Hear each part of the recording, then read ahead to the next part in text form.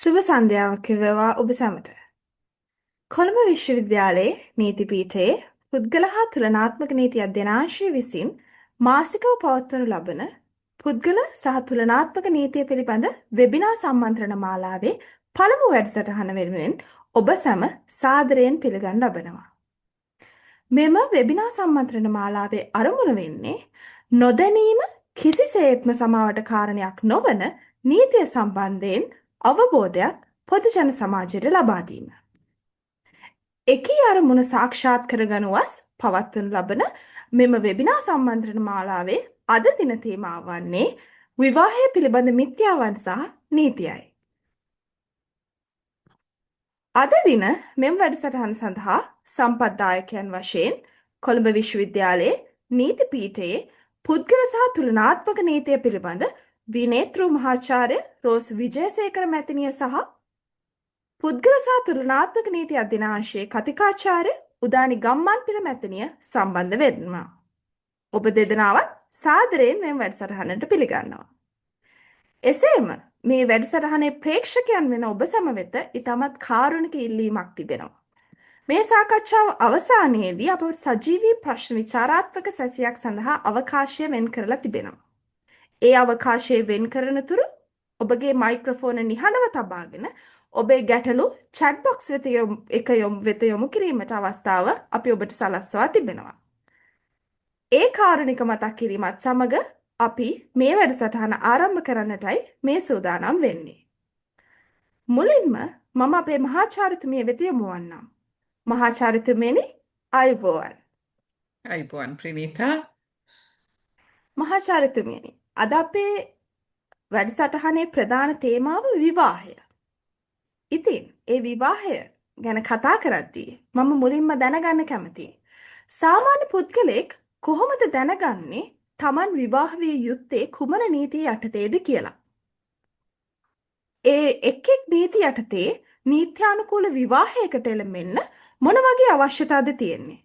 අපි කැමතියි ඔබගෙන් ඒ ගැන දැනගන්න. ස්තුතියි.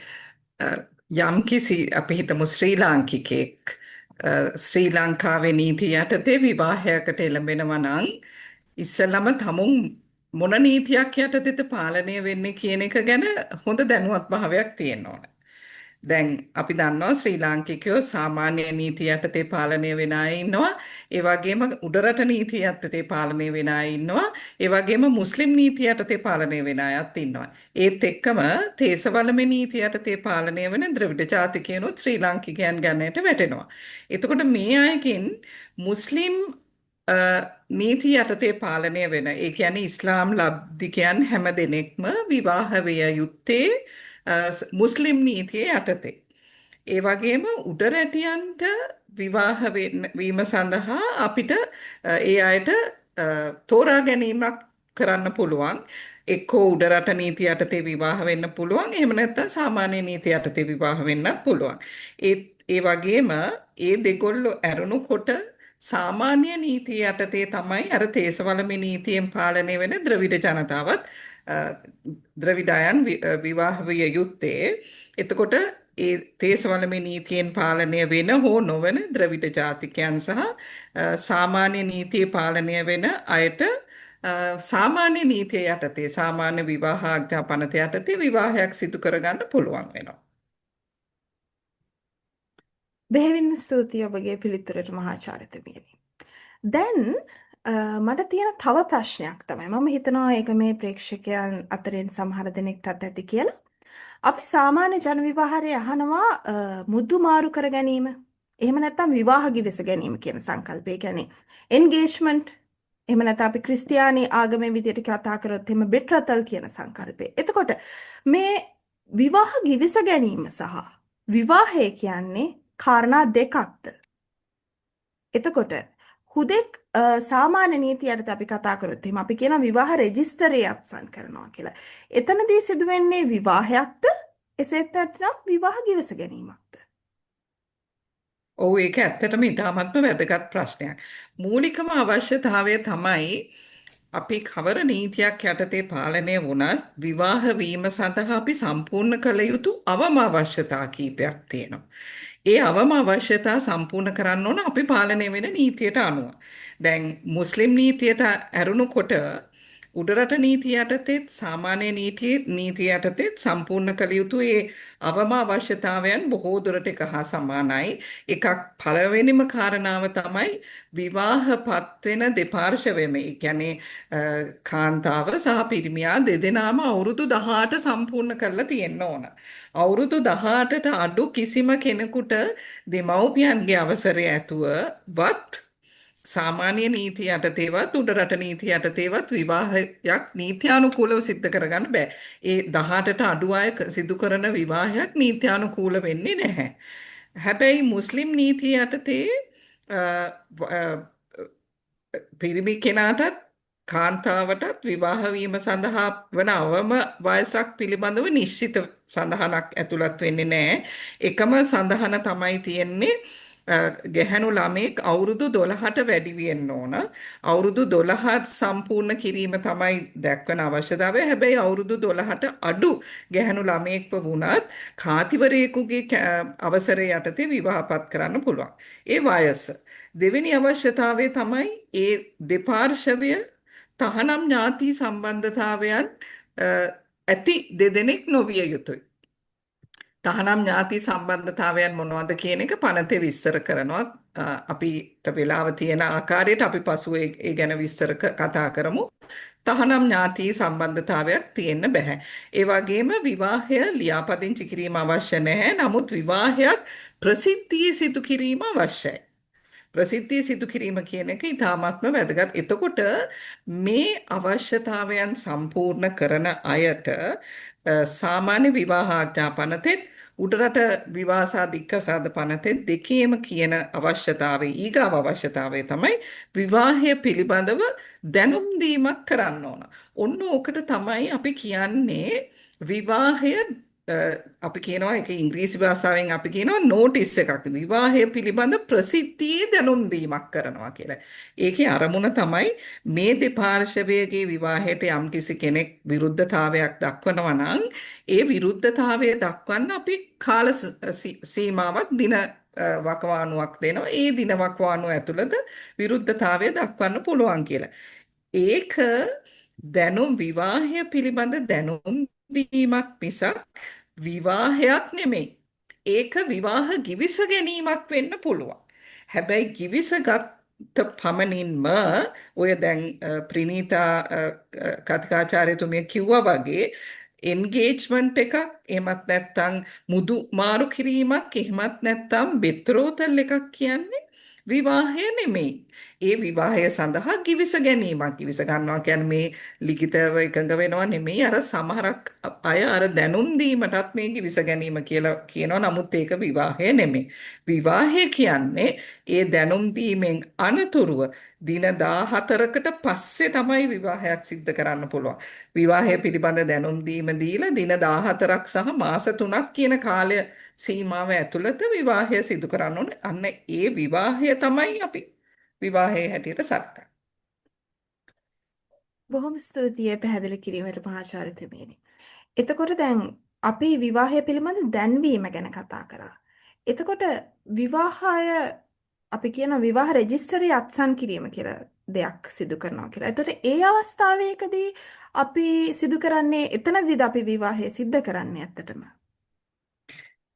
විවාහය පිළිබඳ දැනුම් දීම කරලා මම ඉස්සෙල්ලා පැහැදිලි කරා වගේ දින 14කට පස්සේ සහ මාස 3කට කලින් අපි විවාහය ලියාපදිංචි කරනවා.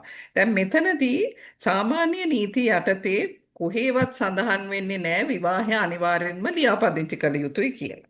ඒ නිසා චාරිත්‍රානුකූල පෝරුවේ චාරිත්‍ර වෙන්න පුළුවන්, ද්‍රවිඩ හින්දු චාරිත්‍ර අනුගමනය කරලා වෙන්න පුළුවන්, නැත්නම් ක්‍රිස්තියානි චාරිත්‍ර අනුගමනය කරලා දිව්‍ය පූජාවකදී වෙන්න පුළුවන්. විවාහයක් සිදු කරන්න පුළුවන්. ලියාපදිංචි අනිවාර්ය නැහැ. හැබැයි උඩරට නීතිය යටතේ නම් විවාහ ගිවිස ගැනීමේදී රෙජිස්ට්‍රාර්වරයෙකු ඉදිරියේ තියෙන විවාහ රෙජිස්ටරයේ දෙපාර්ශවයේ මනාලියා සහ මනාලයා දෙදෙනා අත්සන් කරලා මේ විවාහය ලියාපදිංචි කිරීම අත්‍යවශ්‍ය සාධකයක්. ඒ වගේම තමයි මුස්ලිම් නීතියේත් අපි දන්නවා මුස්ලිම් නීතියේ විවාහයක් ආගමික චාරිත්‍ර අනුව නිකා උත්සවයක් පවත්වන්න ඕන. ඒ නිකා උත්සවය අනිවාර්ය අවශ්‍යතාවයක්. ඒ වගේම නිකා උත්සවෙන් පසුව සාමාන්‍යයෙන් ලියාපදිංචියක් කෙරෙනවා. හැබැයි ලියාපදිංචි නොකරාය කියලා නිකා උත්සවයක් පවත්වපු විවාහයක් අවලංගු වෙන්නේ නැහැ. නමුත් අපි හැමතැනම හොඳටම දන්න කාරණාව තමයි මොන නීතිය යටතේ වුණත් විවාහයක් සිදු වෙච්ච බවට තියෙන හොඳම සාක්ෂිය තමයි විවාහය ලියාපදිංචි කරපු සාක්ෂිය. බොහොම ස්තුතියි මහාචාර්යතුමීනි. එතකොට අපිට දැන් තේරෙනවා විවාහයේ එළඹීම සඳහා සාමාන්‍ය වශයෙන් අනුගමනය කළ යුතු යම්කිසි කාර්යපටිපාටියක් තියෙනවා. අපි මුලින්ම දැන්වීම ප්‍රසිද්ධ කිරීම සිදු වෙන්න ඕනේ. ඊට පස්සේ යම් කාලයක් ගත වෙලා තමයි අපේ විවාහ ලියාපදිංචි සිදු කරන්නේ. ඒක තමයි සාමාන්‍ය ක්‍රමවේදය. යම්කිසි දෙපාර්ශ්වයකට හදිසියේ විවාහයකට ඇතුළු වෙන්න ඕනේ වුණොත් අන්න ඒ වගේ අවස්ථාවකදී අපිට මොන වගේ දෙයක්ද කරන්න පුළුවන්? ඔව් ඒ වගේ හදිසි අවස්ථා මතුවෙන අවස්ථාවන් අපි දන්නවා. ඒවැනි හදිසි අවස්ථාවක් මතු වුණොතින් පනතේ සාමාන්‍ය විවාහ ආරක්ෂා පනතේ පැහැදිලි කර දෙනවා. දැන් සාමාන්‍ය තත්ත්වයේ යටතේ විවාහය පිළිබඳ දැනුම් දීලා දින 14ක් ගියාට පස්සේ තමයි විවාහය ලියාපදිංචි කරන්න පුළුවන් වෙන්නේ. හැබැයි අර වගේ හදිසි අවස්ථාවක් මතු වුණොතින් දැන් ඒ අර දැනුම් දීම කරන්නේ අපි විවාහ රෙජිස්ට්‍රාර්වරයාට. සාමාන්‍ය අපේ පළාතේ ඉන්න විවාහ රෙජිස්ට්‍රාර්. ඒක මනාලිය සහ මනාලයා එකම ප්‍රදේශයේ පදිංචි වෙලා හිටියොත් එකම රෙජිස්ට්‍රාර්වරයෙකු ඉදිරියේදී අපේ දැනුම් දීම කරන්න පුළුවන්. නමුත් මනාලයා සහ මනාලිය වෙනම දිස්ත්‍රික්ක දෙකක පළාත් දෙකක පදිංචි වෙලා ඉන්නවනම් ඒ පළාත් දෙකේ රෙජිස්ට්‍රාර්වරුන්ට ඒ විවාහ දැනුම් දීම කරන්න ඕන. ඒ විවාහ රෙජිස්ට්‍රාර්වරුන් දෙදෙනා ඒ දැනුම් දීම හුවමාරු කර ගැනීමත් අත්‍යවශ්‍යයි. ඒ වගේම තමයි අපි දන්නවා ක්‍රිස්තියානි දේවස්ථානයක අපි විවාහය ලියාපදිංචි කිරීම කරනවා නම් ඒ දේවස්ථානයට දැනුම් දීමත් අවශ්‍යයි. නමුත් අර ඔබ ඇහුවා වගේ යම්කිසි හදිසි අවස්ථාවක් මතු වුණොතින් ප්‍රදේශීය විවාහ රෙජිස්ට්‍රාර්වරයාට පුළුවන් කමක් නැහැ කලින් දැනුම් දීමක් නොකරපු විවාහයක් ලියාපදිංචි කරන්න. ප්‍රදේශීය රෙජිස්ට්‍රාර්වරයාට අවසරය තියෙන්නේ අර කලින් දැනුම් දීමක් සිදු කරපු විවාහයක් ලියාපදිංචි කරන්න විතරයි. එතකොට හදිසියේ දැනුම් නොදී කරන විවාහයක් ලියාපදිංචි කරන්න නම් රෙජිස්ට්‍රාර් ජෙනරාල්වරයා විසින් දෙනු ලබන විශේෂ අවසරයක් ලබාගත යුතුයි. ඒ රෙජිස්ට්‍රාර් ජෙනරාල්වරයාගේ විශේෂ අවසරය දිස්ත්‍රික් රෙජිස්ට්‍රාර්වරයා හරහා ලබා ගන්න පුළුවන්. එවැනි විශේෂ අවසරයක් මත අපි කියනවා ස්පෙෂල් ලයිසන්ස් එකක් කියලා ඉංග්‍රීසි භාෂාවෙන්. ඒ විශේෂ අවසරයක් මත පමණයි කලින් දැනුම් දීමක් නොකරපු විවාහයක් ලියාපදිංචි කරන්න පුළුවන් වෙන්නේ. මෙහෙම ස්තුතිය පැහැදිලි කිරීමට මැතිණියනි. දැන් ඊළඟට තියෙන වැදගත්ම ප්‍රශ්නය තමයි අපි ඔබතුමිය විස්තර කරා වගේ විවාහයකට එළඹෙන්න පුළුවන් අවිවාහක දෙපාර්ශ්වයකට පමණයි. අපි කොහොමද දැනගන්නේ ලංකාවේ නීතිය ඇතුලේ යම්කිසි ඉඩ ප්‍රස්තාවක් අපිට ලබා දීලා තියනවද? විවාහයකට එළඹෙන්නට කලින් අනෙක් පාර්ශවය විවාහකද එහෙම නැත්නම් අවිවාහකද කියලා හඳුනාගන්නේ. ඒ සම්බන්ධයෙන් යම් ක්‍රමවේදයක් තියනවද? ඒ සම්බන්ධයෙන් නිශ්චිත ක්‍රමවේදයක් නීතියේ දක්වලා නැහැ.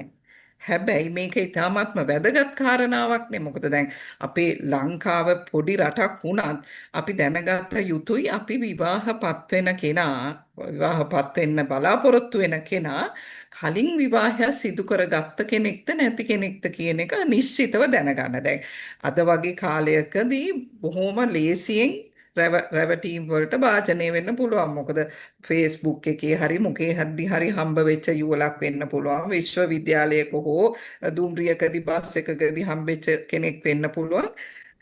විශ්වාසයක් ගොඩනැගිලා ඊට පස්සේ විවාහයකට ඒක පෙරලෙන්න පුළුවන්. නමුත් මේ විවාහපත් වෙන කෙනා ඇත්තටම කලින් විවාහ වෙච්ච කෙනෙක්ද කියලා දැනගන්න එක විශ්වාසය මත පමණක් සිදු කරන එක ඒ තරම් නුවණට හුරු නැහැ. ඒකට නිශ්චිත කාර්යපටිපාටියක් නීතියේ දක්වලා නැති වුණාට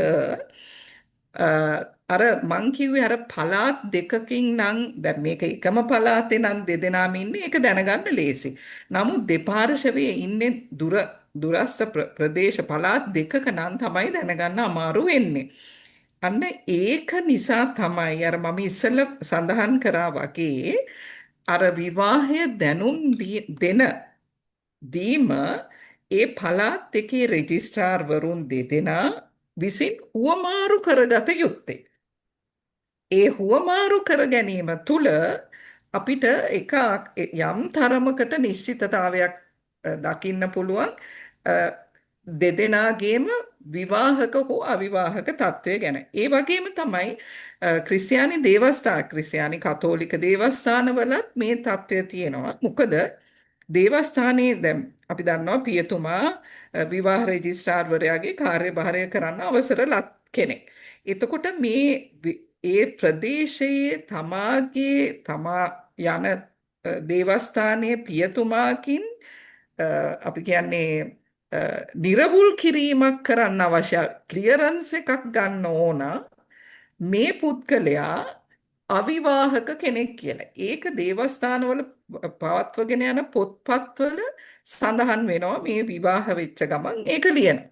එතකොට මේ පුද්ගලයා අවිවාහක කෙනෙක් කියන වගට දේවස්ථානයේ පියතුමාගේ සහතිකය නැතුව විවාහයක් සිදු කරන්නේ නැහැ. අනිත් දේවස්ථානයේ දැන් උදාහරණයකට අපි හිතන්න දැන් මොරටුවේ දේවස්ථානයේ විවාහයක් කරනවා නම් මාතර කෙනෙකුයි පානදුරේ කෙනෙකුයි අතර එතකොට මාතර දේවස්ථානයේ පියතුමාගෙන් අර නිර්වෝල් කරන සහතිකය ගේන්න ඕන ඒ විවාහපත් වෙන කෙනා විවාහකයි කියලා. ඔය වගේ ක්‍රමවේදයන් තමයි තියෙන්නේ නිශ්චිත නීතියක් නැහැ.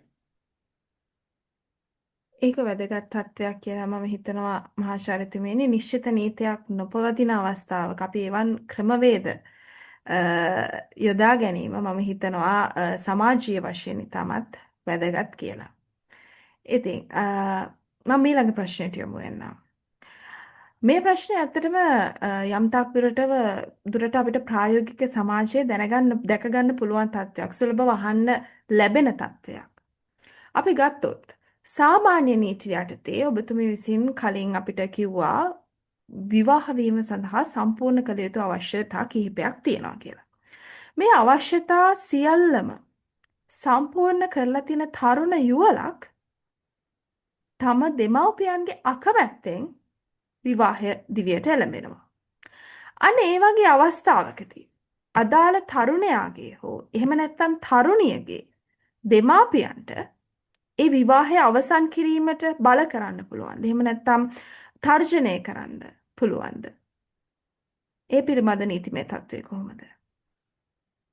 ওই වගේ දේවල් සිද්ධ වෙන අවස්ථා තියෙනවා දෙමව්පියන්ගේ අකමැත්තෙන් විවාහ වුණාට පස්සේ. හැබැයි වර්තමානයේ පවතින නීතිය යටතේ වයස අවුරුදු 18 සම්පූර්ණ කරපු යුවලක් උඩරට නීතියෙන් පාලනය වෙන හෝ සාමාන්‍ය නීතියෙන් පාලනය වෙන වයස අවුරුදු 18 සම්පූර්ණ කරලා තිබීම අත්‍යවශ්‍යයිනේ. එතකොට එවැනි යුවලක් විවාහ වුණාට පස්සේ අනිත් අවශ්‍යතාත් සම්පූර්ණ කරලා තියෙනවා නම් ඒක නීත්‍යානුකූල විවාහයක් වෙනවා.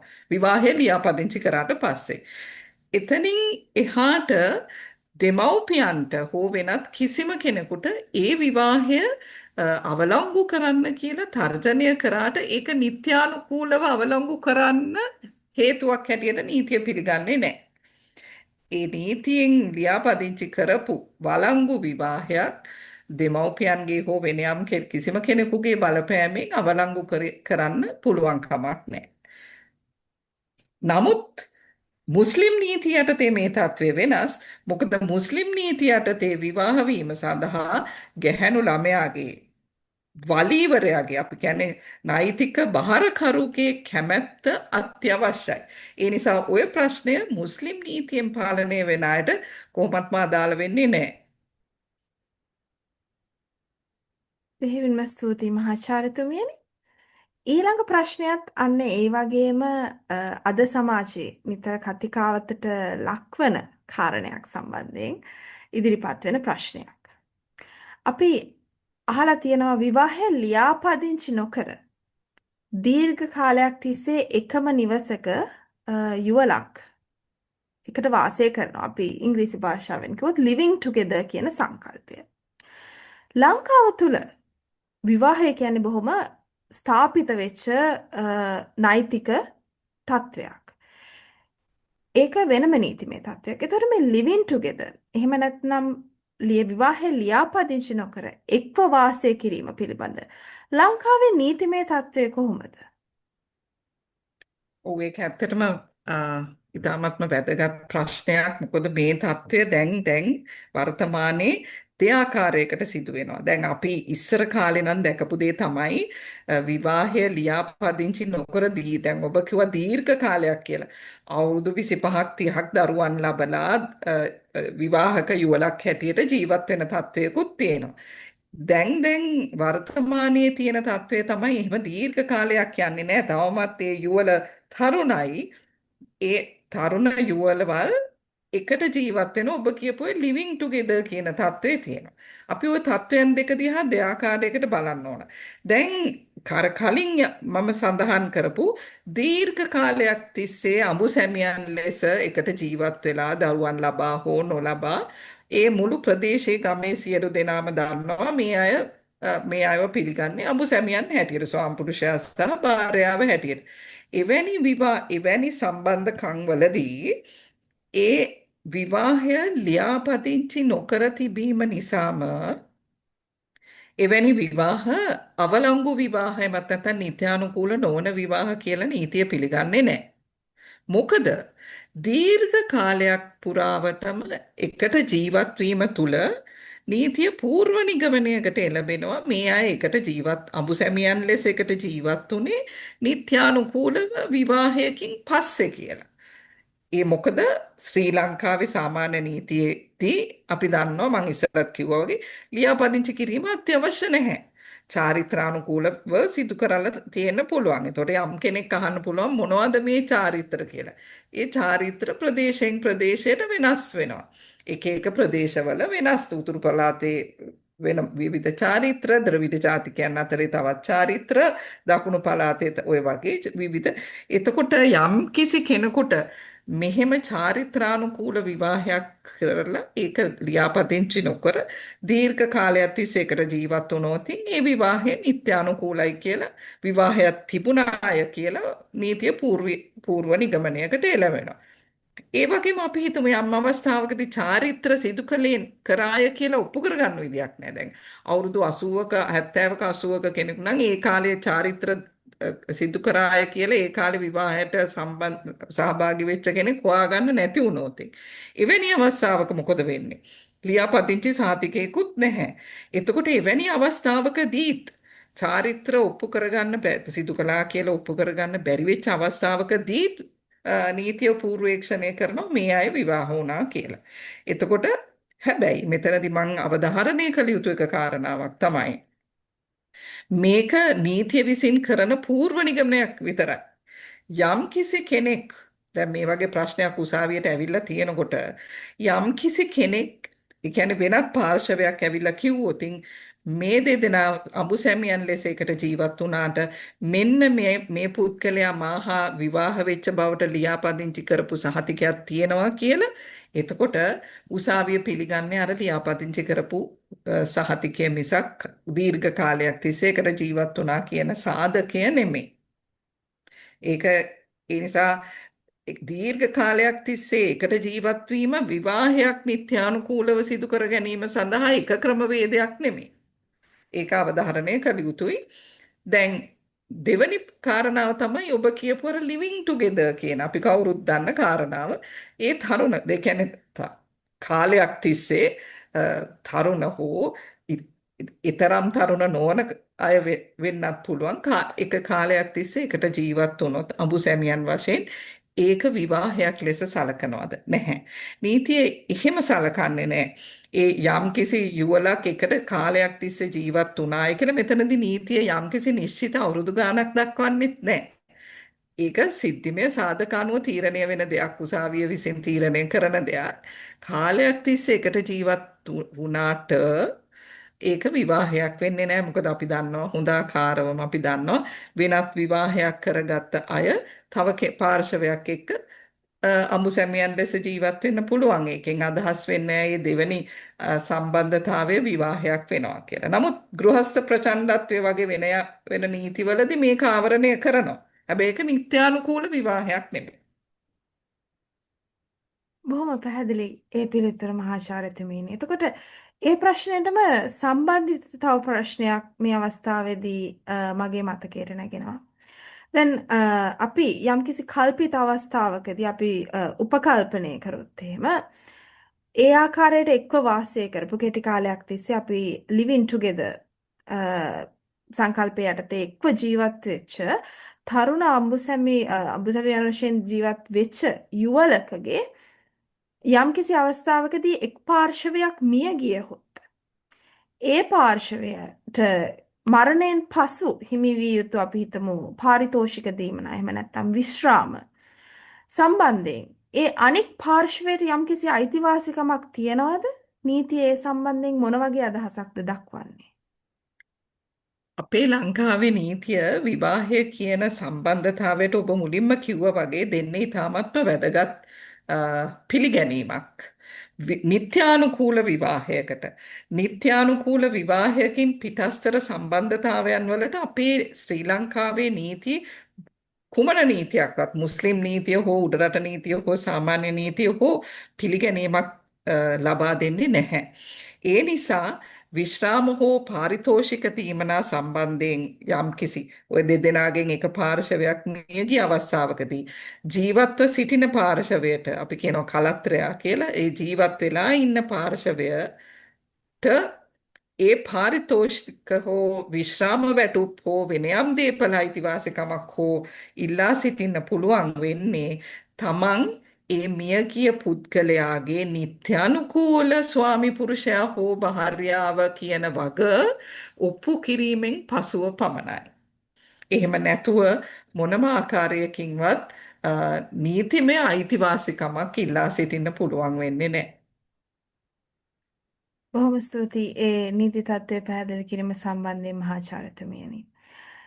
අපි මේ වෙලාවේදී විදේශිකයන් වෙතට යොමු වෙමු. ශ්‍රී ලාංකිකයෙකුට විදේශිකයෙකු සමග විවාහ වෙන්න පුළුවන්ද ලංකාවේදී? ඒ සම්බන්ධ නීති තත්ත්වය කොයි වගේද? අපි ඔව්. දැනගන්න කැමතියි. ඒක හරි වැදගත්. මොකද වර්තමානයේදී විදේශිකයන් සම්බන්ධව විවිධ ප්‍රශ්න මතුවලා තියෙන නිසා. ශ්‍රී ලාංකිකයෙකුට විදේශිකයෙක් සමග විවාහ වෙන්න පුළුවන් නීතියෙන් පිළිගන්නා කාර්යපටිපාටියක් තියෙනවා. නමුත් ඒ විවාහය ශ්‍රී ලංකාවේදී ලියාපදිංචි කරන්න නම් අ, මූලික වශයෙන්ම ඒ විදේශිකයා පිළිබඳව වාර්තාවක් ඒ විදේශිකයාගේ රටෙන් ඒ විදේශිකයා පුරවැසියෙකු වෙන රටෙන් ලබාගත යුතුයි. මූලිකවම මොනවද මේ අවශ්‍ය වෙන දේවල්? මූලිකවම මේ විදේශිකයාට ශ්‍රී ලංකාවට පැමිණීම සඳහා වීසා බලපත්‍රයක් තියෙනවා. වළංගු වීසා බලපත්‍රයක්. දෙවනුව ඒ පුද්ගලයා ඒ රටේ විවාහකයෙක් නොවන බවට තහවුරු කෙරෙන වාර්තාවක් අදාළ බලධාරීන්ගෙන් එක එක රටවල් වලට අනුව ඒ බලධාරී ආයතනය වෙනස් වෙනවා. ඒ බලධාරී ආයතනයෙන් ශ්‍රී ලංකාව පිළිගන්නා බලධාරී ආයතනයේ ඒ පුද්ගලයාගේ විවාහක තත්ත්වය පිළිබඳව සහතිකයක් ලබා දෙන්න ඕන. තුන ඒ පුද්ගලයාගේ සෞඛ්‍ය තත්ත්වය පිළිබඳව වාර්තාවක් ලබා දෙන්න ඕන. හතර තමයි ඒ පුද්ගලයා කිසිම අපරාධමය කටයුත්තකට සම්බන්ධ නොවන බවට පොලිස් වාර්තාවක් ඒ රටේ පොලිස් වාර්තාවක් ලබා දෙන්න ඕන. ඒ නිසා දැන් යම්කිසි කෙනෙක් අපි හිතමු දැන් විදේශිකයෝ හරියට සැරිසරනවා යම්කිසි පුද්ගලයෙක් සමග ශ්‍රී ලාංකිකයෙක් විවාහ වෙන්න අදහස් කරගෙන ඉන්නවා නම් ඒ අදහස මතුවෙච්ච පමණින් තමුන් වයස අවුරුදු 18 ඉක්ම වූ පමණින් විවාහයටපත් වෙන්න බෑ. මේ අවශ්‍යතාවයන් අනිවාර්යෙන් ඉෂ්ට කළ යුතුයි. බොහොම පැහැදිලි මහාචාර්යතුමිය මේ පිළිබඳව නීතිමය තත්ත්වය. දැන් අපි හිතුවොත් අපි කතා කරේ විදේශිකයෙකු සමග ශ්‍රී ලාංකිකයෙකු ශ්‍රී ලංකාවේදී විවාහ වීම සම්බන්ධ නීති තත්ත්වය. ශ්‍රී ලාංකිකයන් දෙදෙනෙක්ට විදේශ රටකදී විවාහ වෙන්න පුළුවන්ද? එහෙම විවාහ වෙන්න අවශ්‍යයි නම් ඒ වගේ අවස්ථාවකදී ඔවුන් සතුව තිබිය යුතු పూర్ව අවශ්‍යතා මොනවාද? ඔව් ඒකත් නීතිය තුළ පිළි අර ගන්නවා ශ්‍රී ලාංකිකයන් දෙදෙනෙක් වයස සම්පූර්ණ කරපු අර අපි ඉස්සෙල්ලා කියපු සියලුම ශ්‍රී ලංකාවේ නීතිය යටතේ විවාහ වෙන්න පුළුවන් අවශ්‍යතා සියලුම දෙයක් සම්පූර්ණ කරලා තියෙනවා නම් හැම දෙයක්ම සම්පූර්ණ කරලා තියෙනවා නම් ශ්‍රී ලාංකිකයෝ දෙදෙනාට ඒ විදේශීය රටේ ශ්‍රී ලංකා තානාපති කාර්යාලයේදී අ, අර සියලුම අවශ්‍යතා සම්පූර්ණ කරාට පස්සේ විවාහය කලින් දැනුම් දීමක් කරලා ඒක ටිකක් දීර්ඝ කාර්යපටිපාටියක්. මොකද ඒක දැනුම් දුන්නාට පස්සේ ශ්‍රී ලංකා ඒ තානාපති කාර්යාලය ශ්‍රී ලංකාවේ විදේශ අමාත්‍යාංශය හරහා මෙරට රෙජිස්ට්‍රාර් ජෙනරාල්වරයාගෙන් තහවුරු කිරීම සිදු කරන්න ඕන. ඒ අයගේ පළාත් පදිංචි ලංකාවේ පදිංචි වෙලා හිටපු පළාත් වලින් පොලිස් වාර්තා ලබා ගන්න ඕන. ඒ සියලුම දේවල් නිරවුල් කරගත්තට පස්සේ ඒ රටේ ශ්‍රී ලංකා තානාපති කාර්යාලය හෝ කොන්සියුල කාර්යාලය හරහා ඒ විවාහය සිදු කරගන්න බාධාවක් වෙන්නේ නැහැ. ඒක වළංගු විවාහයක්. බොහොම පැහැදිලි මහාචාර්යතුමියනි. ඉතින් ඒ ප්‍රශ්නයත් එක්ක ඒ අවසාන ප්‍රශ්නයත් එක්ක අද මේ වැඩසටහනේ විවාහය සම්බන්ධයෙන් අපි සිද්ධ කරපු ඒ වැඩසටහනේ ප්‍රථමාර්ධය මේ ආකාරයට නිමා වෙනවා. මහාචාර්යතුමියනි ඔබට බෙහෙවින්ම ස්තුතියි ඒ විස්තරාත්මක සහ විදග්ධ කරුණු දැක්වීම වෙනුවෙන්. එහෙමනම් අපි දැන් යමු වෙමු විවාහයේ අවසානය. එහෙම නැතිනම් සාමාන්‍ය ජන විවාහයට අනුව දික්කසාදය සම්බන්ධ නීති තත්ත්වය සම්බන්ධයෙන්ුත් යම් සාකච්ඡාවක් සිදු කරන්න. මේ සාකච්ඡාව සඳහා මම නීතිපීඨයේ පුද්ගල හා තුලනාත්මක නීති අධ්‍යනාංශයේ කතිකාචාර්ය උදානි ගම්මන්පිල මැතිණියට ගෞරවයෙන් ආරාධනා කරනවා. කතිකාචාර්යතුමියනි ආයුබෝවන්. ආයුබෝවන් ප්‍රනීතා බොහොම ස්තුතියි. එසේනම් කතිකාචාර්යතුමියනි අපි දැන් කතා කරන්න සූදානම් වන්නේ දික්කසාදය සම්බන්ධයෙන්. දික්කසාදය සිද්ධ වෙන්නේ කොහොමද? එහෙම නැතිනම් විවාහයක් අවසන් වෙන්නේ කොහොමද? දීර්ඝ කාලයක් තිස්සේ අපි හිතුවොත් එහෙම අපි අහලා තියෙනවා සාමාන්‍ය ජන සමාජය තුළ කාලයක් තිස්සේ වෙන් වෙලා හිටියාම දික්කසාදයක් වෙනවා කියලා සලකන්න පුළුවන් කියලා. ඒ කතාව ඇත්තක්ද? අපි ඒ ගැන දැනගන්න කැමතියි. හොඳයි දික්කසාදය කියන මාතෘකාව ගැන කතා කරද්දී මම මුලින්ම කියන්න ඕන අපේ මහාචාර්යතුමිය සඳහන් කරා වගේ ශ්‍රී ලංකාව කියන්නේ බහුවිධ නීති පද්ධතියක් තියෙන රටක්. දැන් විවාහ නීතිය වගේම තමයි දික්කසාදය පිළිබඳ නීතියත්. එතකොට ශ්‍රී ලංකාවේ බහුවිධ නීති පද්ධතිය තුල ක්‍රියාත්මක වන ආකාරය තීරණය වෙන්නේ ඒ පාර්ශවයන් පාලනය වන නීතිය අනුව. දැන් මේ වෙද්දිත් අපි දන්නවා ශ්‍රී ලංකාවේ උඩරට නීතිය, මුස්ලිම් නීතිය, තේසවලමේ නීතිය කියන විශේෂ නීති තුන යෙදෙනවා. ඒ වගේම ඒ නීති තුනෙන් පාලනය නොවන තැනැත්තන් සඳහා අපිට සාමාන්‍ය නීතිය යෙදෙනවා. එතෙන්දී මතක තබාගත යුතු කාරණයක් වෙනවා විශේෂයෙන්ම දැන් දික්කසාදය පිළිබඳ නීතිය තීරණය කරද්දී පාර්ශවයන් විවාහය සිද්ධ කරපු නීතිය වැදගත් වෙනවා. දැන් අපි එහෙනම් ඔබ අහපු ප්‍රශ්නෙට යමු වුණොත් විවාහයක් අවසන් වෙන්නේ කොහොමද?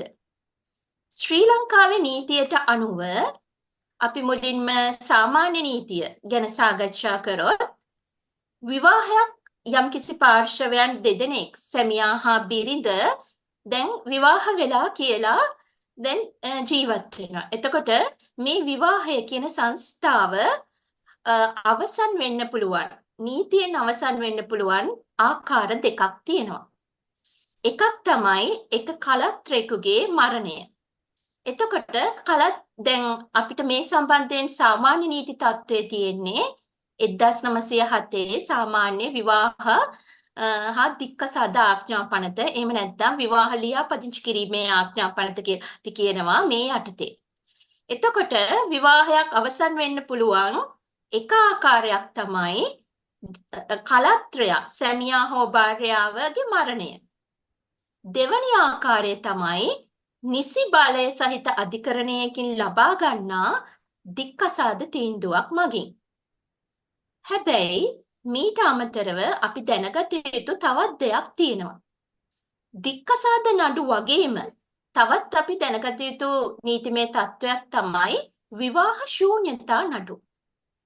ඒ කියන්නේ දැන් යම්කිසි පාර්ශවයන් දෙදෙනෙක් විවාහ වුණාට පස්සේ අපි ඉගෙන ගන්නනේ එලෙස විවාහ වෙන්න නීතියෙන් නියම කරලා තියෙන නීත්‍යානුකූල අවශ්‍යතාවයන් තියෙනවා.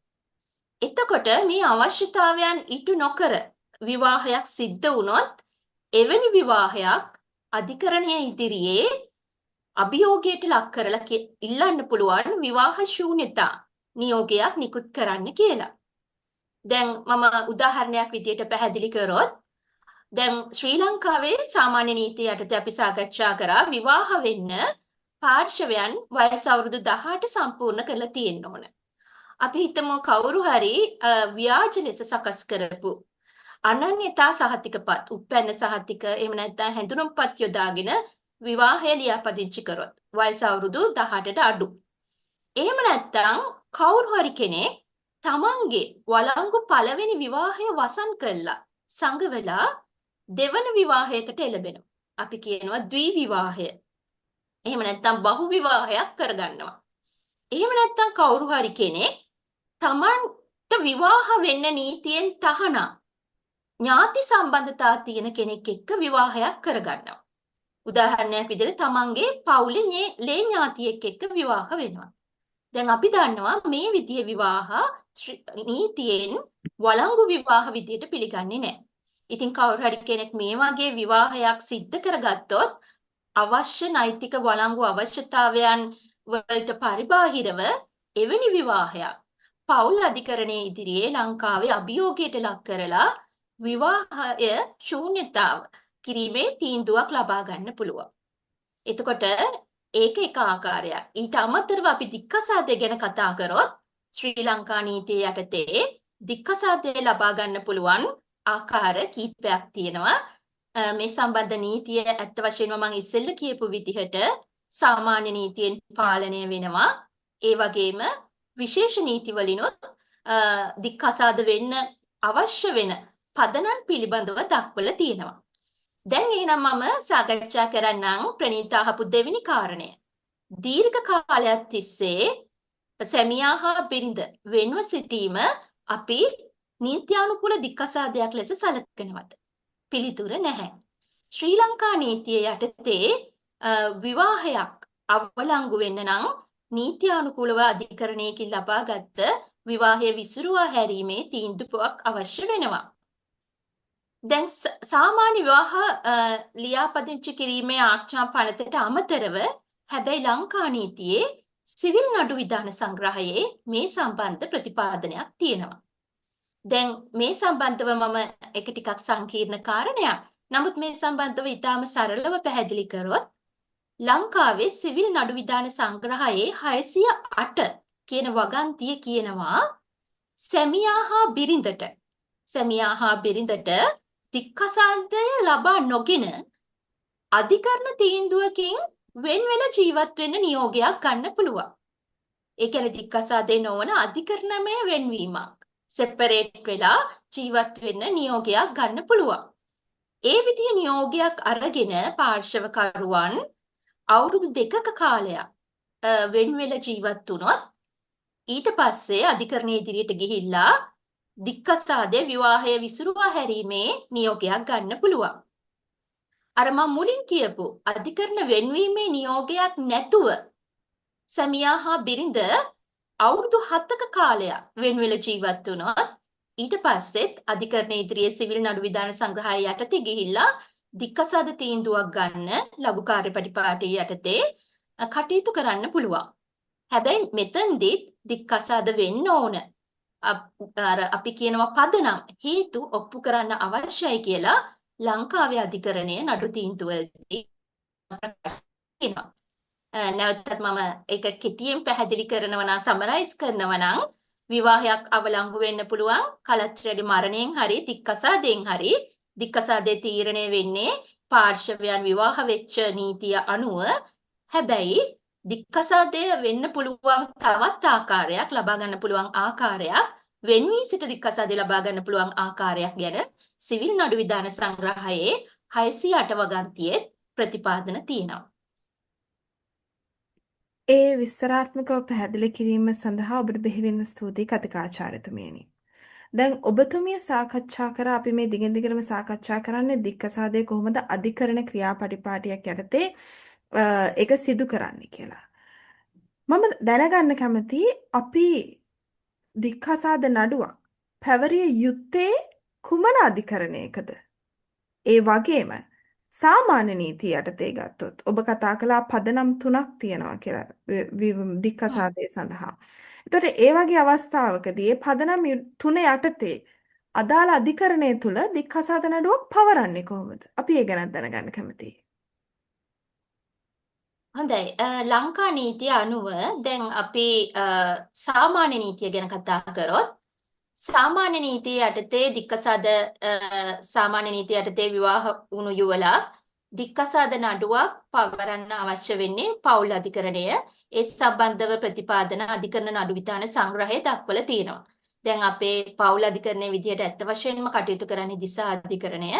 එතකොට සාමාන්‍ය නීතිය යටතේ මම මේ කියන්නේ සාමාන්‍ය විවාහ ලියාපදිංචි කිරීමේ ආඥා පනත යටතේ දික්කසාදය ලබා ගන්න පුළුවන් ප්‍රධාන පදනම් 3ක් තියෙනවා.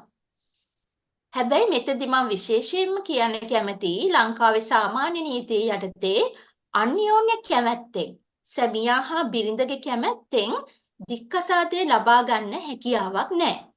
මේක ශ්‍රී ලංකාවේ දික්කසාද නීතිය තුල තියෙන ඉතා බරපතල වශයෙන් සාකච්ඡාවට බඳුන් වෙන ගැටලුවක්. දැන් විශේෂයෙන්ම මම මේ මොහොතේ සඳහන් කරන්න කැමතියි අපේ මහාචාර්ය රෝස් විජේසේකර මැතිණිය අපි සමග සිටින නිසා මහාචාර්යතුමිය මේ සම්බන්ධව විශේෂයෙන් පර්යේෂණ පළ කරලා තියෙනවා. ඔබට මේ සම්බන්ධව වැඩිපුර කියවන්න අවශ්‍යයි නම් ඔබට පුළුවනි අන්තර්ජාලයෙන් ඒ ලේඛන බලන්න. ලංකාවේ දික්කසාද නීතියේ තියෙන ප්‍රබලම ගැටලුවක් තමයි සාමාන්‍ය නීතියේ සැමියා හා බිරිඳගේ කැමැත්තෙන් දික්කසාදය ලබා ගන්න හැකියාවක් නැහැ. ඒ වගේම ලංකාවේ නීතිය තුල ඒ නිසා සාමාන්‍ය නීතියේ දික්කසාදය ලබා ගන්න අර අපි ඒකට කියනවා වෛවාහක වරද. විත්තිකරු ලෙස නම් කරන කලත්‍රයාගේ වරද ඔප්පු කරන්න අවශ්‍ය වෙනවා. දැන් මේ විදිහට මොනවද අපි මේ වෛවාහක වරද එහෙම නැත්නම් මැට්‍රිමෝනියල් ෆෝල්ට් වෛවාහක වරද කියලා කියන්නේ මොකක්ද? දැන් මේ වගේ පදනම් 3ක් අපේ ශ්‍රී ලංකා නීතිය යටතේ දක්වලා තියෙනවා ප්‍රධාන වශයෙන්. පළවෙනි කාරණේ තමයි විවාහයෙන් පසුව සිදු කරන අනාචාරය. විවාහයෙන් පසුව සිදු කරන අනාචාරය කියලා කියන්නේ තමන්ගේ සැමියා දැන් සැමියා නම් තමන්ගේ බිරිඳ නම් තමන්ගේ සැමියා නොවන වෙනත් පාර්ශවයක් සමග සිදු කරනු ලබන ලිංගික හැසිරීමක්. ඉතින් මෙවැනි හැසිරීමක් අපි වෛවාහක වරද ලෙස සලකනු ලබනවා. දැන් අනාචාරය මත අධිකරණයේ දික්කසාද නඩුවක් පවරද්දී සිවිල් නඩු විධාන සංග්‍රහය යටතේ අපි විශේෂයෙන් මේ නඩුවේ අර අනාචාරී පාර්ශවය තුන්වෙනි පාර්ශවය සමවිත්තිකරු ලෙස නම් කිරීම පිළිබඳව දක්වලා තියෙනවා. මෙතෙන්දී ඒ සමවිත්තිකරු ලෙස නම් කරන්න එතෙන්දී අවශ්‍ය සාක්ෂි තියෙනවා නම් සමවිත්තිකරු හඳුනා ගන්න පුළුවන් නම් අනාචාරී පාර්ශවය නඩුවේ සමවිත්තිකරු ලෙස නම් කරන්න පුළුවන් අනාචාරය ඔප්පු කිරීම සඳහා.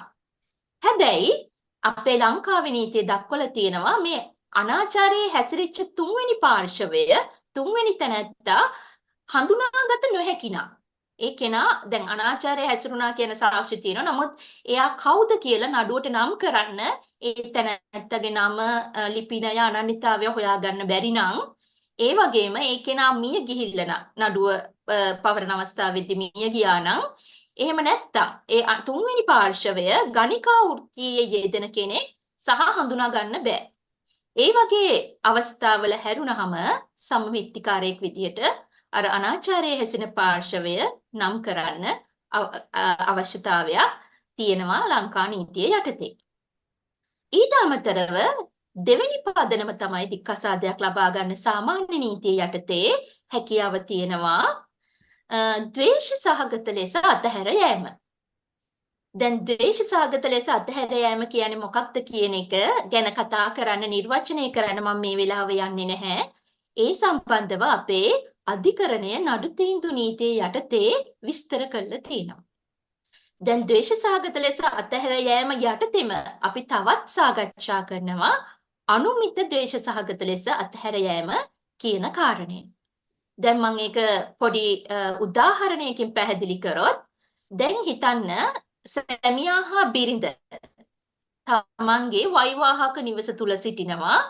එතකොට ඊටාම සරලව පැහැදිලි කරොත් සැමියා තමන්ගේ අපි හිතමු සැමියා තමන්ගේ භාර්යාව ද්වේෂ සහගත ලෙස හේතුවක් නොමැතිව ද්වේෂ සහගත ලෙස අතහැර යනවා. නැවත වෛවාහක නිවසට පැමිණීම ප්‍රතික්ෂේප කරනවා. සම්බන්ධතා පැවැත්වීම ප්‍රතික්ෂේප කරනවා. එවැනි අවස්ථාවකදී ඒ ද්වේෂ සහගත ලෙස වෛවාහක නිවසින් පිටව යෑම සිදු කරන ලද තැනැත්තා තමයි එතෙන්දී ඒ වෛවාහක වරද සිදු කරන්නේ විත්තිකරු වෙන්නේ. හැබැයි අනුමිත ද්වේෂ සහගත අතහැර යෑම කියන්නේ ඊට වඩා ටිකක් වෙනස් සංකල්පයක්. එතෙන්දී සිද්ධ වෙන්නේ දැන් සැමියා හා බිරිඳ වෛවාහක නිවස තුල සිටිනවා. මෙතෙන්දී එක්තැනැත්තෙක්ට අපි හිතමු නැවතත් සැමියාටම කියලා සැමියාට මේ වෛවාහක නිවස තුල ඉන්න බැරි වෙන විදිහට ඒ කටයුතු කරනවා භාර්යාව. එවැනි අවස්ථාවකදී දැන් සැමියාට තව වෙනත් විකල්පයක් නැහැ වෛවාහක නිවස අතහැර යෑම හැර. සමහර වෙලාවට ඒක ඩොමෙස්ටික් වයලන්ස් එහෙම නැත්නම් ගෘහස්ත ප්‍රචණ්ඩය වෙන්න පුළුවන්, වද හිංසා වෙන්න පුළුවන්. ඒ වගේ යම් කිසි විදිහක ප්‍රමාණවත් අධිකරණය සැහැීමකට පත්වන හේතුවක් මත වෛවාහක නිවසින් බැහැරට යන්න සිද්ධ වෙනවා. මොකද වෛවාහක නිවස තුල ඉන්න නොහැකි තත්වයක් ඇති කරන නිසා. එතකොට මේ නොහැකි තත්වය ඇති කිරීමට වග කිව යුතු කෙනා එතෙන්දී වෛවාහක වරද කරනවා. ඒක තමයි අපි අනුමිත ද්වේෂ සහගත අතහැර යාම කියලා කියන්නේ. මේක හැබැයි ටිකක් සංකීර්ණ විදිහට නඩු තීන්දුවවලදී සාකච්ඡා කරලා තියෙනවා. ඒ නිසා අපි සරලව මතක තියාගමු මෙතෙන්දී ද්වේෂ සහගත ලෙස අතහැර යාමත් අනුමිත ද්වේෂ සහගත ලෙස අතහැර යාමත් ලංකා නීතිය යටතේ දික්කසාදය ලබා ගන්න හැකි පදනම විදිහට සාකච්ඡා කරනවා. තුන්වෙනි පදනම තමයි විවාහ වන අවස්ථාවේ පවතින සුව කළ නොහැකි ලිංගික බිලහීනතාවය. දැන් මේ කාරණය දික්කසාදය ලබා ගැනීමට බලපාන පදනමක් සහ මෙය වෛද්‍ය සාක්ෂි මගින් අධිකරණයට කැඳවලා ඒ කාරණය සුව කළ නොහැකි ලිංගික බිලහීනතාවය කියන කාරණය අධිකරණයේ ඔප්පු කිරීම මත මෙලෙස දික්කසාදය ලබා ගන්න පුළුවන් සාමාන්‍ය නීතිය යටතේ. හැබැයි උඩරට නීතිය සහ මුස්ලිම් නීතිය යටතේ පවතින දික්කසාදය පිළිබඳ පදනම් මීට වඩා වෙනස්.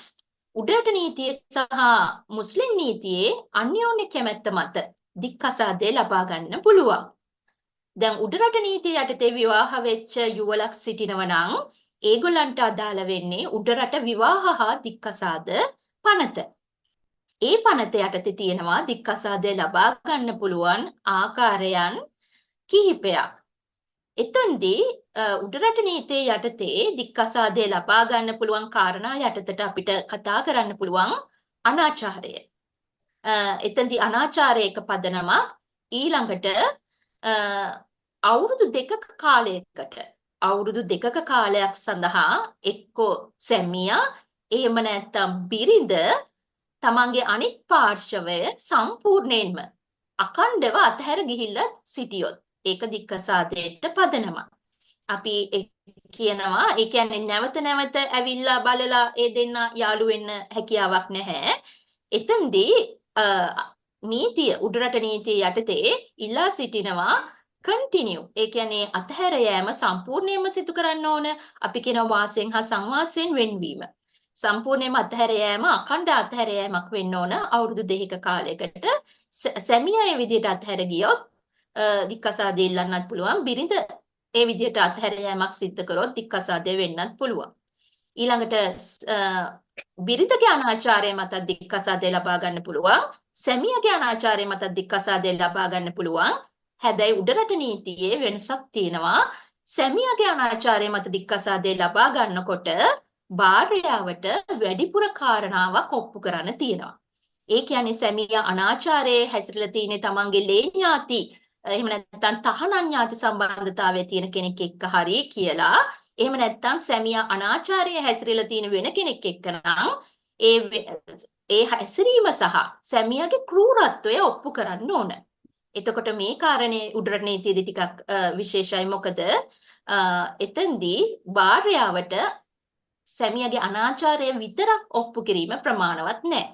ඊට අමතරව දෙදෙනාගේ කැමැත්ත මතත් උඩරට නීතිය යටතේ දික්කසාදය ලබා ගන්න පුළුවන්. ඊටාම කෙටියෙන් මම මුස්ලිම් නීතිය ගැන කියනවා නම් මුස්ලිම් නීතිය යටතේ ආකාර කිහිපයක් තියෙනවා දික්කසාදය ලබා ගන්න හැකියාව තියෙන. ඔබ අහලා තියෙනවා තලාක් දික්කසාදය. තලාක් දික්කසාදයේදී සිද්ධ වෙන්නේ සැමියා භාර්යාවව දික්කසාද කිරීම සඳහා විවාහය අවසන් කිරීමක්. ඒ වගේම කුලා දික්කසාදය කියලා කියන්නේ භාර්යාව සැමියාව දික්කසාදය කරනවා. ඊළඟට ෆාසා දික්කසාදය කියලා තියෙනවා. භාර්යාව තමයි දික්කසාද වෙන්න අවශ්‍ය වෙන්නේ. හැබැයි එතෙන්දී සැමියාගේ කැමැත්ත නැහැ. ඒ නිසා ෆාසා දික්කසාදයේදී භාර්යාව එතෙන්දී විවාහය දික්කසාද වීමට අවශ්‍ය වන සාධාරණ කාරණයක් විශේෂයෙන්ම ඇයට වද හිංසා කිරීම එහෙම නැත්නම් විවාහයේදී ඇයට නොසලකා හැරීම වගේ පදනමක් ඔප්පු කරන්න ඕන ෆාසා දික්කසාදයේදී භාර්යාව. එහෙම නැත්නම් මුබාර කියලා කියනවා. එතෙන්දී දික්කසාදයේදී දෙදෙනාගේ අන්‍යෝන්‍ය කැමැත්ත අනුව දික්කසාදය ලබා ගන්න පුළුවන්. හොඳයි.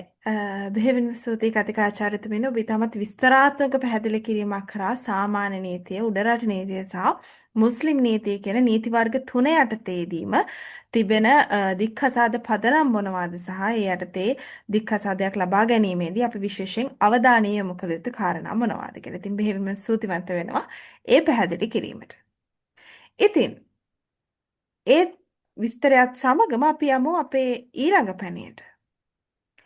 යම්කිසි අවස්ථාවකදී තමන්ගේ වෛවාහක කාලත්‍රය සොයාගත නොහැකි ආකාරයකට අතුරුදහන් වෙලා ඉන්නවනම් අන්න ඒ වගේ අවස්ථාවකදී අපි දික්කසාදයකට එළඹෙන්නේ කොහොමද? ඒ ගැන අපි ඔබේ මතය දැනගන්න කැමතියි. ඔව් ඒක ඇත්ත වශයෙන්ම නීතියේ ටිකක් අමාරු නීතිමය ප්‍රශ්නයක්.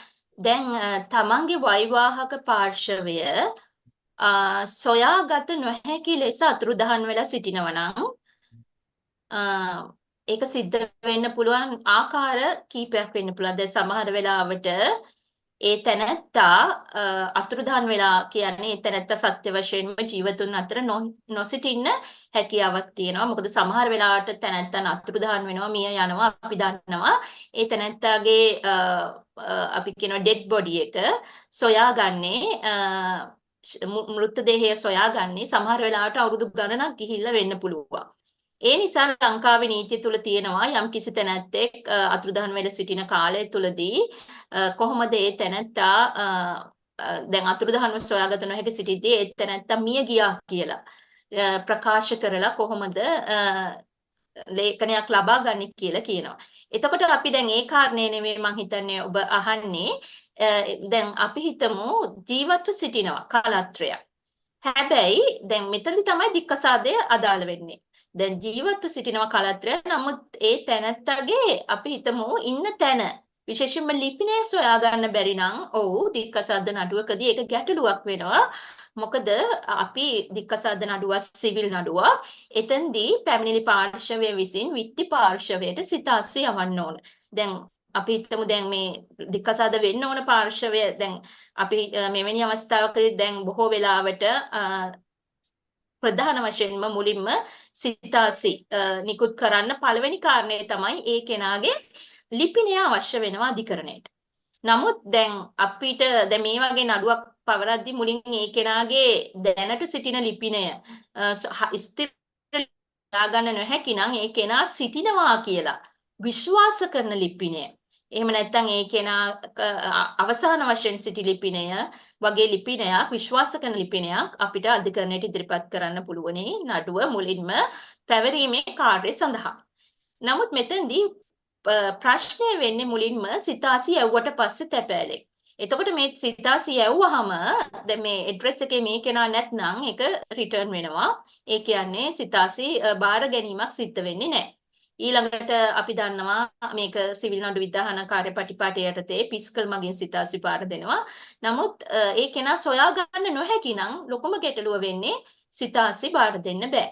දැන් කවුරු හරි කෙනෙක් සිතාසි බාර අරගෙන නඩුවට එන්නේ නැත්නම් එතකොට ඒ නඩුව අපි කියනවා එක්ස් පාර්ටි ඒක පාර්ශවයව විභාග කරන්න පුළුවන් අනිත් කෙනා නැතුව මොකද සිතාසි ගත්ත කියන්නේ එයා දන්නවා තමන්ට විරුද්ධව නඩුවක් තියෙනවා නමුත් අධිකරණයට එන්නේ නැහැ.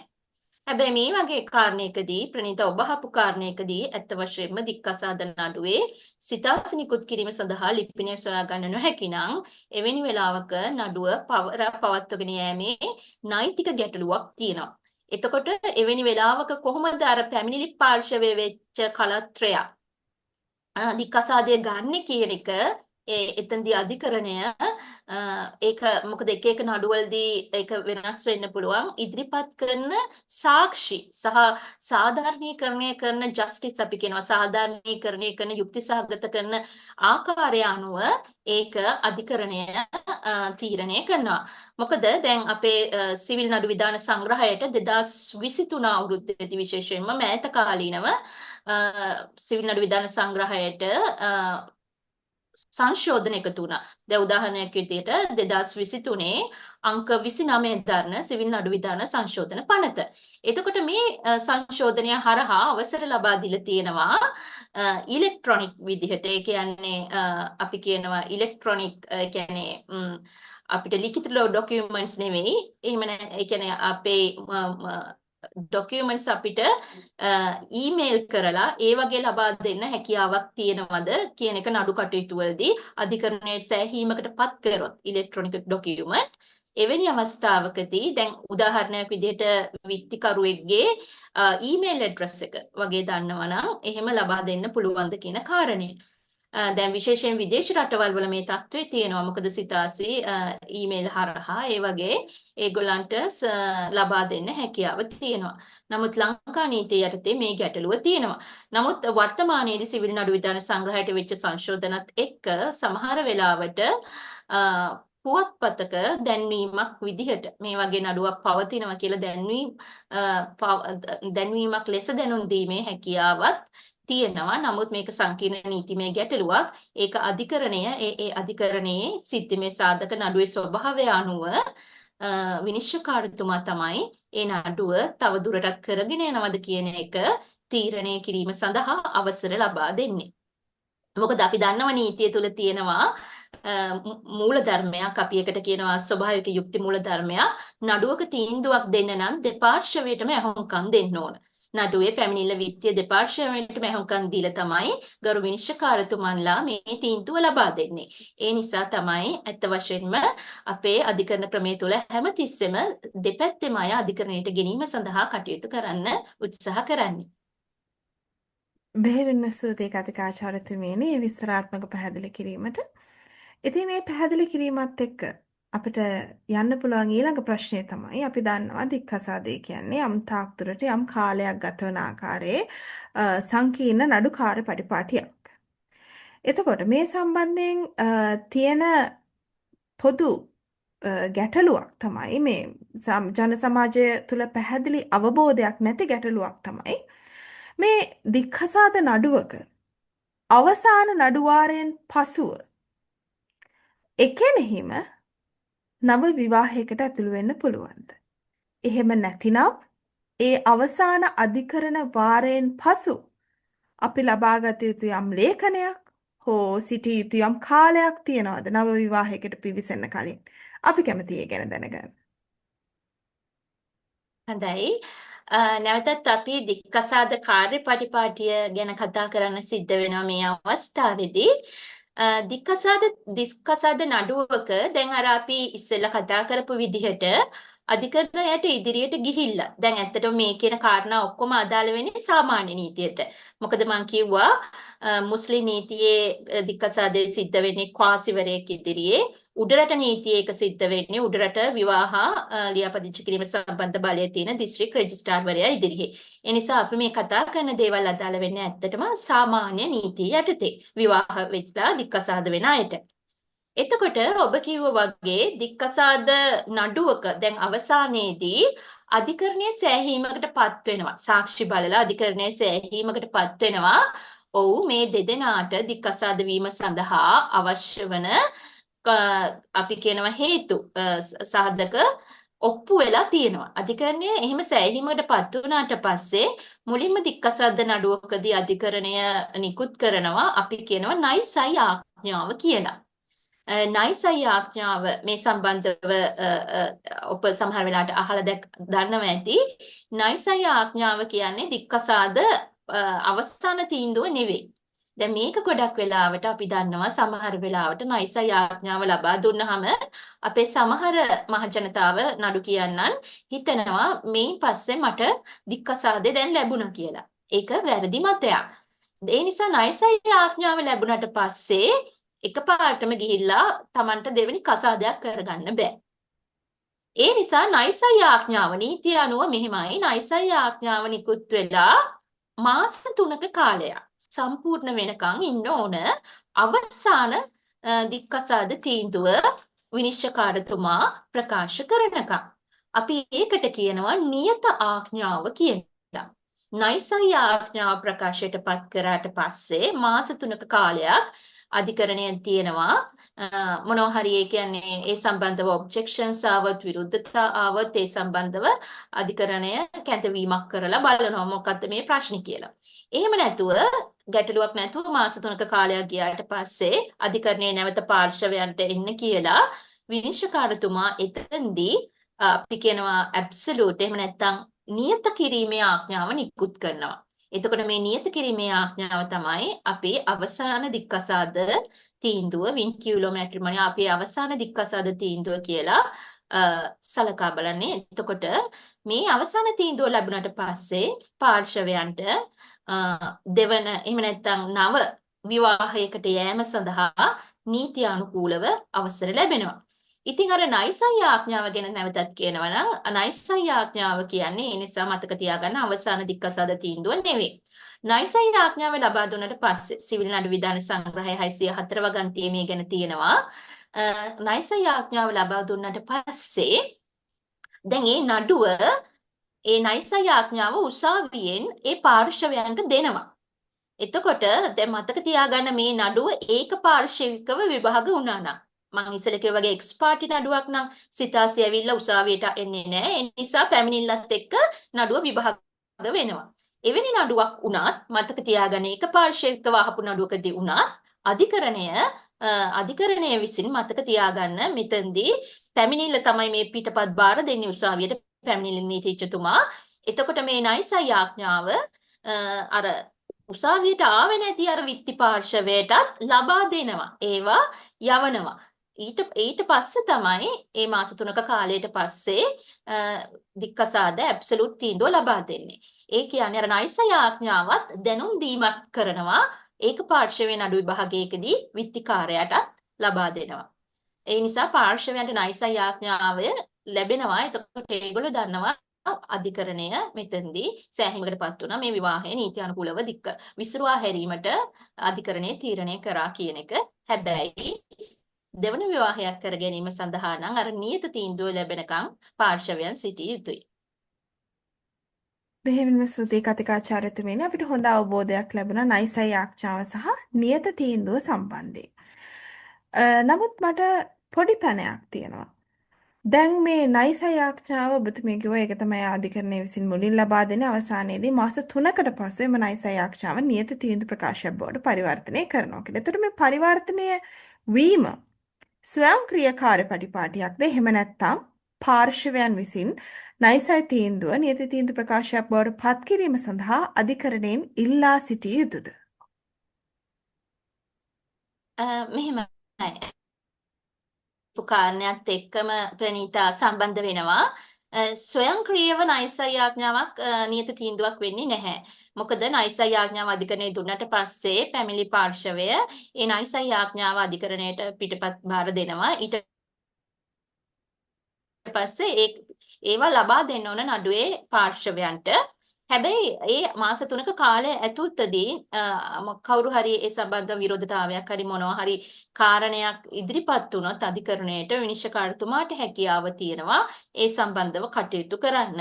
මොකක් හරි නීතිය අපි කියනවා යුක්තිය පසදලීමේ කාර්යයේදී මොනවා හරි වංචනික දෙයක් සිද්ධ වෙලා තියෙනවා නම් එහෙම නැත්නම් උදාහරණයක් විදිහට අධිකරණයේ නොමග යවන කාරණයක් සිද්ධ වෙලා තීවිලා දැන් මේ නයිසයි තීන්දුව ලබා දුන්නට පස්සේ ඒක දැනගන්න ලැබුණොත් එතකොට මේ කාලයේදී අධිකරණයට ඒ සම්බන්ධව කරුණු ඉදිරිපත් කිරීමක් කරොත් විනිශ්චයකාරතුමාට තීරණය කරන්න පුළුවනි මේ සම්බන්ධව තව කරුණු සොයා බැලීමක් සිද්ධ කරනවද කියන එක.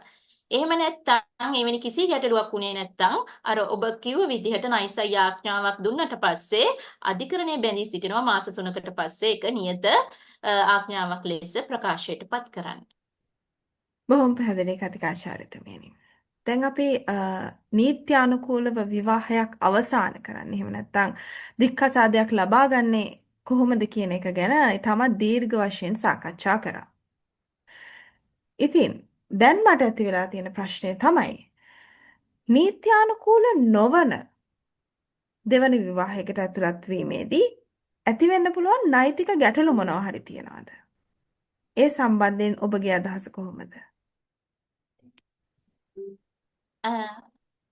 නීත්‍යානුකූල නොවන දෙවන විවාහයක් කියලා කියන්නේ මේ ඒ කියන්නේ මම පොඩි පැහැදිලි කිරීමකට ඇහුවට කමක් නැහැ නේද? ඒ කියන්නේ ප්‍රණීතා අපි කියමු වළංගු විවාහයක් කරගෙන ඉන්නව කෙනෙක්. එහෙම ඉඳි එයා වෙන තව විවාහයක් කරගන්නවා. ඒ කියන්නේ ඒක වළංගු විවාහයක් නෙවෙයි. නමුත් නීති විරෝධී ලෙස නීතියට පටහැනිව විවාහයක් කරගන්නවා. එවැනි අවස්ථාවක්ද? ඔව් එවැනි අවස්ථාවක් වෙන්නත් පුළුවන් කතිකාචාර්යතුමියනි. හරි බොහොම ස්තුතියි. ඔව් ඒ වගේ අවස්ථා ඇත්ත වශයෙන්ම අද සමාජයේ අපිට සෑහෙන්න අහන්න දකින්න ලැබෙනවා නේද? ඒ කියන්නේ විවාහය සම්බන්ධව සිද්ධ වෙන වංචනික කාරණා අපේ මහාචාර්යතුමිය පැහැදිලි කරා වගේ. එතකොට දැන් ගැටලුව වෙන්නේ දැන් කෙනෙක් විවාහ වෙලා සිටිනවා. නමුත් ඒ කෙනා සමහර වෙලාවට දන්නේ නැතුව කලින් වළංගු විවාහයක් තියෙන කෙනෙක් අවිවාහක කෙනෙක් කියලා විශ්වාස කළා එයාත් එක්ක විවාහ වෙනවා. අපි මේවට කියන විවාහ වංචනික නඩු. එවැනි අවස්ථාවක් වෙන්න පුළුවන්. එහෙම නැත්නම් පළවෙනි වළංගු විවාහයක් තිබෙන අවස්ථාවකදී එහෙම නැත්නම් පළවෙනි වළංගු විවාහයක් තීන වේලාවකදී ඒ විදිහට දෙවන විවාහයකට ඇතුළු වුණොත් සිදු වෙන්න පුළුවන් නෛතික කාරණා කිහිපයක් තියෙනවා. එතකොට පළවෙනි කාරණේ තමයි මෙතෙන්දි මම කියන්න ඕන මේ දෙවන විවාහය තමයි අවලංගු විවාහය වෙන්නේ. මොකද පළවෙනි විවාහය ඒ කෙනා නීත්‍යානුකූලව කරගත්ත විවාහය. ඒ නිසා පළවෙනි විවාහය වළංගුයි අර දෙවෙනියට කරගන්න විවාහය. එතකොට අර මම මතකයිනේ ඉස්සෙල්ලා කිව්වා විවාහ ශූන්‍යතා නඩු. ඒ විදිහට අධිකරණයෙන් ඉල්ලා සිටින්න පුළුවනි මේ කෙනා කලින් විවාහ වෙලා සිටින්නේ මේ දෙවෙනියට සිදු කරගත්ත විවාහය එයාගේ දෙවන විවාහය එහෙම දෙවන විවාහයක් කරගන්න ශ්‍රී ලංකා නීතියේ මුස්ලිම් නීතියෙන් පාලනය වන කෙනෙක්ට හැර වෙන කෙනෙක්ට හැකියාවක් නැහැ. ඒ නිසා මේ දෙවන විවාහයේ සිදුවෙන්න පුළුවන් පළවෙනි නෛතික ප්‍රතිඵලය තමයි අධිකරණයෙන් ඉල්ලා සිටින්න පුළුවන් පෞල් අධිකරණයෙන් ප්‍රකාශ කරන මේ දෙවන විවාහය අවලංගුයි බලවිරහිතයි. එතකොට දෙවෙනි විවාහය අවලංගුයි බලවිරහිතයි කියලා අධිකරණයට තීන්දුව කරන්න පුළුවන් අර ද්වි විවාහය එහෙම නැත්නම් බහු විවාහය කියන වරද සිද්ධ කරා කියන පදනම යටතේ. ඒක එකක්. ඊළඟ වැදගත්ම දේ අපි මතක තියාගන්න ඕන ශ්‍රී ලංකා නීතිය යටතේ. දැන් අපි මගෙන් ඇහුවේ ප්‍රශ්නේ මොනවාද ඇති වෙන්න පුළුවන් ගැටලු නීතිමය ගැටලු කියලානේ. එතකොට ශ්‍රී ලංකා නීතිය යටතේ අපේ දණ්ඩ නීති සංග්‍රහය යටතේ ද්වි විවාහය එක විවාහයකට වඩා කර ගැනීම ද්වි විවාහය අපරාධමය වරදක්. ලංකා නීතිය යටතේ අනාචාරය අපරාධමය වරදක් නෙමෙයි. ඒක දික්කසාදයට පදනමක්. හැබැයි ලංකා නීතිය යටතේ විවාහ දෙකක් කර ගැනීම අපරාධමය වරදක් ලෙස සැලකෙනවා. ඒ නිසා ද්විවිවාහයක් කර ගැනීමට වරදකරු වන තැනැත්තෙක්ට සිරගත කිරීමෙන් දඬුවම් කරන්න දණ්ඩ නීති සංග්‍රහය යටතේ පුළුවන්. ඒ නිසා එතන අපරාධමය වගකීමක් තියෙනවා. තුන්වෙනි කාරණය තමයි එතකොට දැන් අර දෙවන විවාහයේ පාර්ශවයේ ඉන්නවනේ. අර නීත්‍යානුකූල නොවන විදිහට කරගත්ත දෙවන විවාහයේ සැමියා හෝ බිරිඳ. එතකොට ඒ කෙනා දැන් විවාහය අවලංගුයි කියලා තීන්දුව කරාට පස්සේ අධිකරණය ඒ කෙනා ඇත්තටම නීත්‍යානුකූල සැමියා හෝ බිරිඳ වෙන්නේ නැහැ. එතකොට අර සැමියෙක්ට සහ බිරිඳකට ලැබෙන්න පුළුවන් ඕන කලත්‍රයකට ලැබෙන්න ඕන නීත්‍යානුකූල අයිතිවාසිකම් මේ කෙනාට ලැබෙන්නේ නැහැ. දැන් අපි දන්නවා ලංකා නීතිය යටතේ නීත්‍යානුකූලව විවාහ වෙච්ච පාර්ශවයන්ට අපි දන්නවා නඩත්තු ලබා ගන්න හැකියාව තියෙනවා. ඒ වගේම වෛවාහක දේපල බෙදා ගන්න පුළුවන්. එහෙම නැත්නම් අන්තිම කැමැති පත්‍රයක් නැතුව මිය ගියොත් ජීවත්ව සිටින සැමියා හෝ බිරිඳට දේපල වලින් කොටසක් ලැබෙනවා. ඒ වගේ අර නීත්‍යානුකූල සැමියෙක්ට හා බිරිඳකට ලැබෙන්න ඕන නීතිමය අයිතිවාසිකම් වගේ දේවල් ලැබෙන්නේ නැතුව යනවා. අර දෙවන විවාහයේ ඇත්තට මේගොල්ලොත් විඳිතයෝ තමයි දැනුවත්ව හෝ නොදැනුවත්ව එවැනි අවලංගු දෙවන විවාහයකට නීති විරෝධී දෙවන විවාහයකට ලැබුණොත් ඊට පස්සේ අර සැමියා හෝ බිරිඳට ලැබෙන්න ඕන නීතිමය අයිතිවාසිකම් ලැබෙන්නේ නැහැ. ඊට අමතරව තවත් කාරණයක් විදිහට මට කියන්න පුළුවන් අපි හිතමු හදිස්සියවත් මේ කියපු දෙවන විවාහයේ ළමයි ඉපදිලා ඉන්නවා. දැන් මේ වෙද්දී. දැන් මේ ප්‍රශ්නේ වෙන වෙලාවේදී ළමයි ඉන්නවා. දැන් එතකොට අර දෙවන විවාහය අවලංගුයි. ඒක වළංගු විවාහයක් නෙවෙයි. ඒ දැන් ඉන්න අම්මා තාත්තාගේ දෙවන විවාහය කියලා කිව්වොත් ඒ ළමයි අපි නීතිය යටතේ සුජාත ළමයි විදිහට පිළිගන්න බෑ. මොකද ඒ විවාහය වළංගු විවාහයක් නෙවෙයි නෙවන ලෙසට අධිකරණය ප්‍රකාශයට පත් කළොත් ඒක සිද්ධ වෙන විවාහය ශූන්‍ය හා බල විරහිත වුණොත්. එතකොට මේව තමයි ඇත්තටම අවලංගු නීති විරෝධී දෙවන විවාහයකට එළඹුණොත් සිද්ධ වෙන්න පුළුවන් නෛතික ප්‍රතිවිපාක. බෙහෙවින්ම ස්තුතියි පැහැදිලි කිරීමට කතිකාචාර්යතුමියනි. මම හිතනවා අපේ ප්‍රේක්ෂකයන්ට හොඳ අවබෝධයක් ලැබුණා ඒ නෛතික ආනුෂංග සම්බන්ධයෙන්. ඒත් එක්කම අපි අද දිනේ අවසාන පැනේ වෙත යමු වෙනවා. යම්කිසි අවස්ථාවකදී පළවෙනි විවාහය කලත්‍රයන් දෙදෙනෙකු අතර ඇති වූ පළවෙනි විවාහය නීත්‍යානුකූලව අවසන් කිරීමෙන් පසුව අපි කිව්වොත් එහෙම අධිකරණ මේ කාර්යපටිපාටි යටතේ නීත්‍යානුකූලව අවසන් කිරීමෙන් පසුව නැවත වතාවක් ඔවුන් දෙදෙනාටම නීති ඉදිරියේ විවාහ වෙන්න පුළුවන්ද? ඒ සඳහා මොනවා හරි නෛතික බාධාවන් තියනවද? නෑ මම විශ්වාස කරන විදිහට දැන් පළවෙනියට දෙදෙනෙක් විවාහ වෙනවා. ඒ දෙන නීති අනුකූල විවාහය අවලංගු කරනවා. නමුත් පස්සේ අපි හිතුව දික්කසාදයෙන් පස්සේ දෙන්නටම හිතෙනවා අපරාධි මම දික්කසාද උනේ මේ කියලා හිතුණා.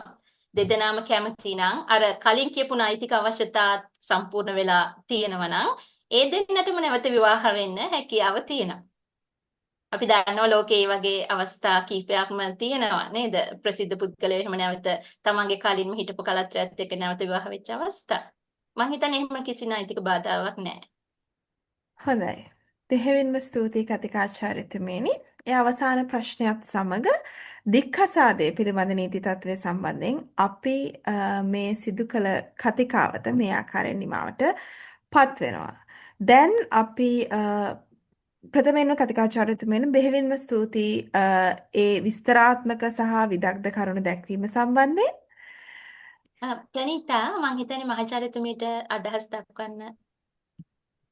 ඔව්. ඔව් අර ඔබේ අවසරය මට ලැබෙනවා නම් අර අපේ උදානී කියපු අර මේ එක විවාහයක් නිත්‍යානුකූලව අවසන් කරලා ඒ දෙදෙනාටම නැවත විවාහ වෙන්න පුළුවන්ද කියන ප්‍රශ්නේදී සාමාන්‍ය නීතිය සහ උඩරට නීතියේදී කිසිම තහනමක් නැහැ ඒ දෙදෙනාට නැවත විවාහ වෙන්න. හැබැයි මුස්ලිම් නීතියේ එක සීමා කිරීමක් තියෙනවා. එහෙම දික්කසාද වෙච්ච යුවලක් ආපහු ඒ දෙදෙනාම විවාහ වෙනවා නම් ඒ කාන්තාව වෙන කෙනෙකු හා විවාහ වෙලා ඒ කෙනාව දික්කසාද කරලා ඊට පස්සේ තමයි කලින් තමුන්ගේ කලින් ස්වාමි පුරුෂයා සමග විවාහ වෙන්න පුළුවන්. ඒක මුස්ලිම් නීතියට විශේෂ වෙච්ච දෙයක්. මට ඒකයි එකතු කරන්න ඕන උනේ. ස්තුතියි. බෙහෙවින්ම ස්තුතියි මහාචාර්යතුමියනි ඔබගේ අදහස් දැක්වීමට.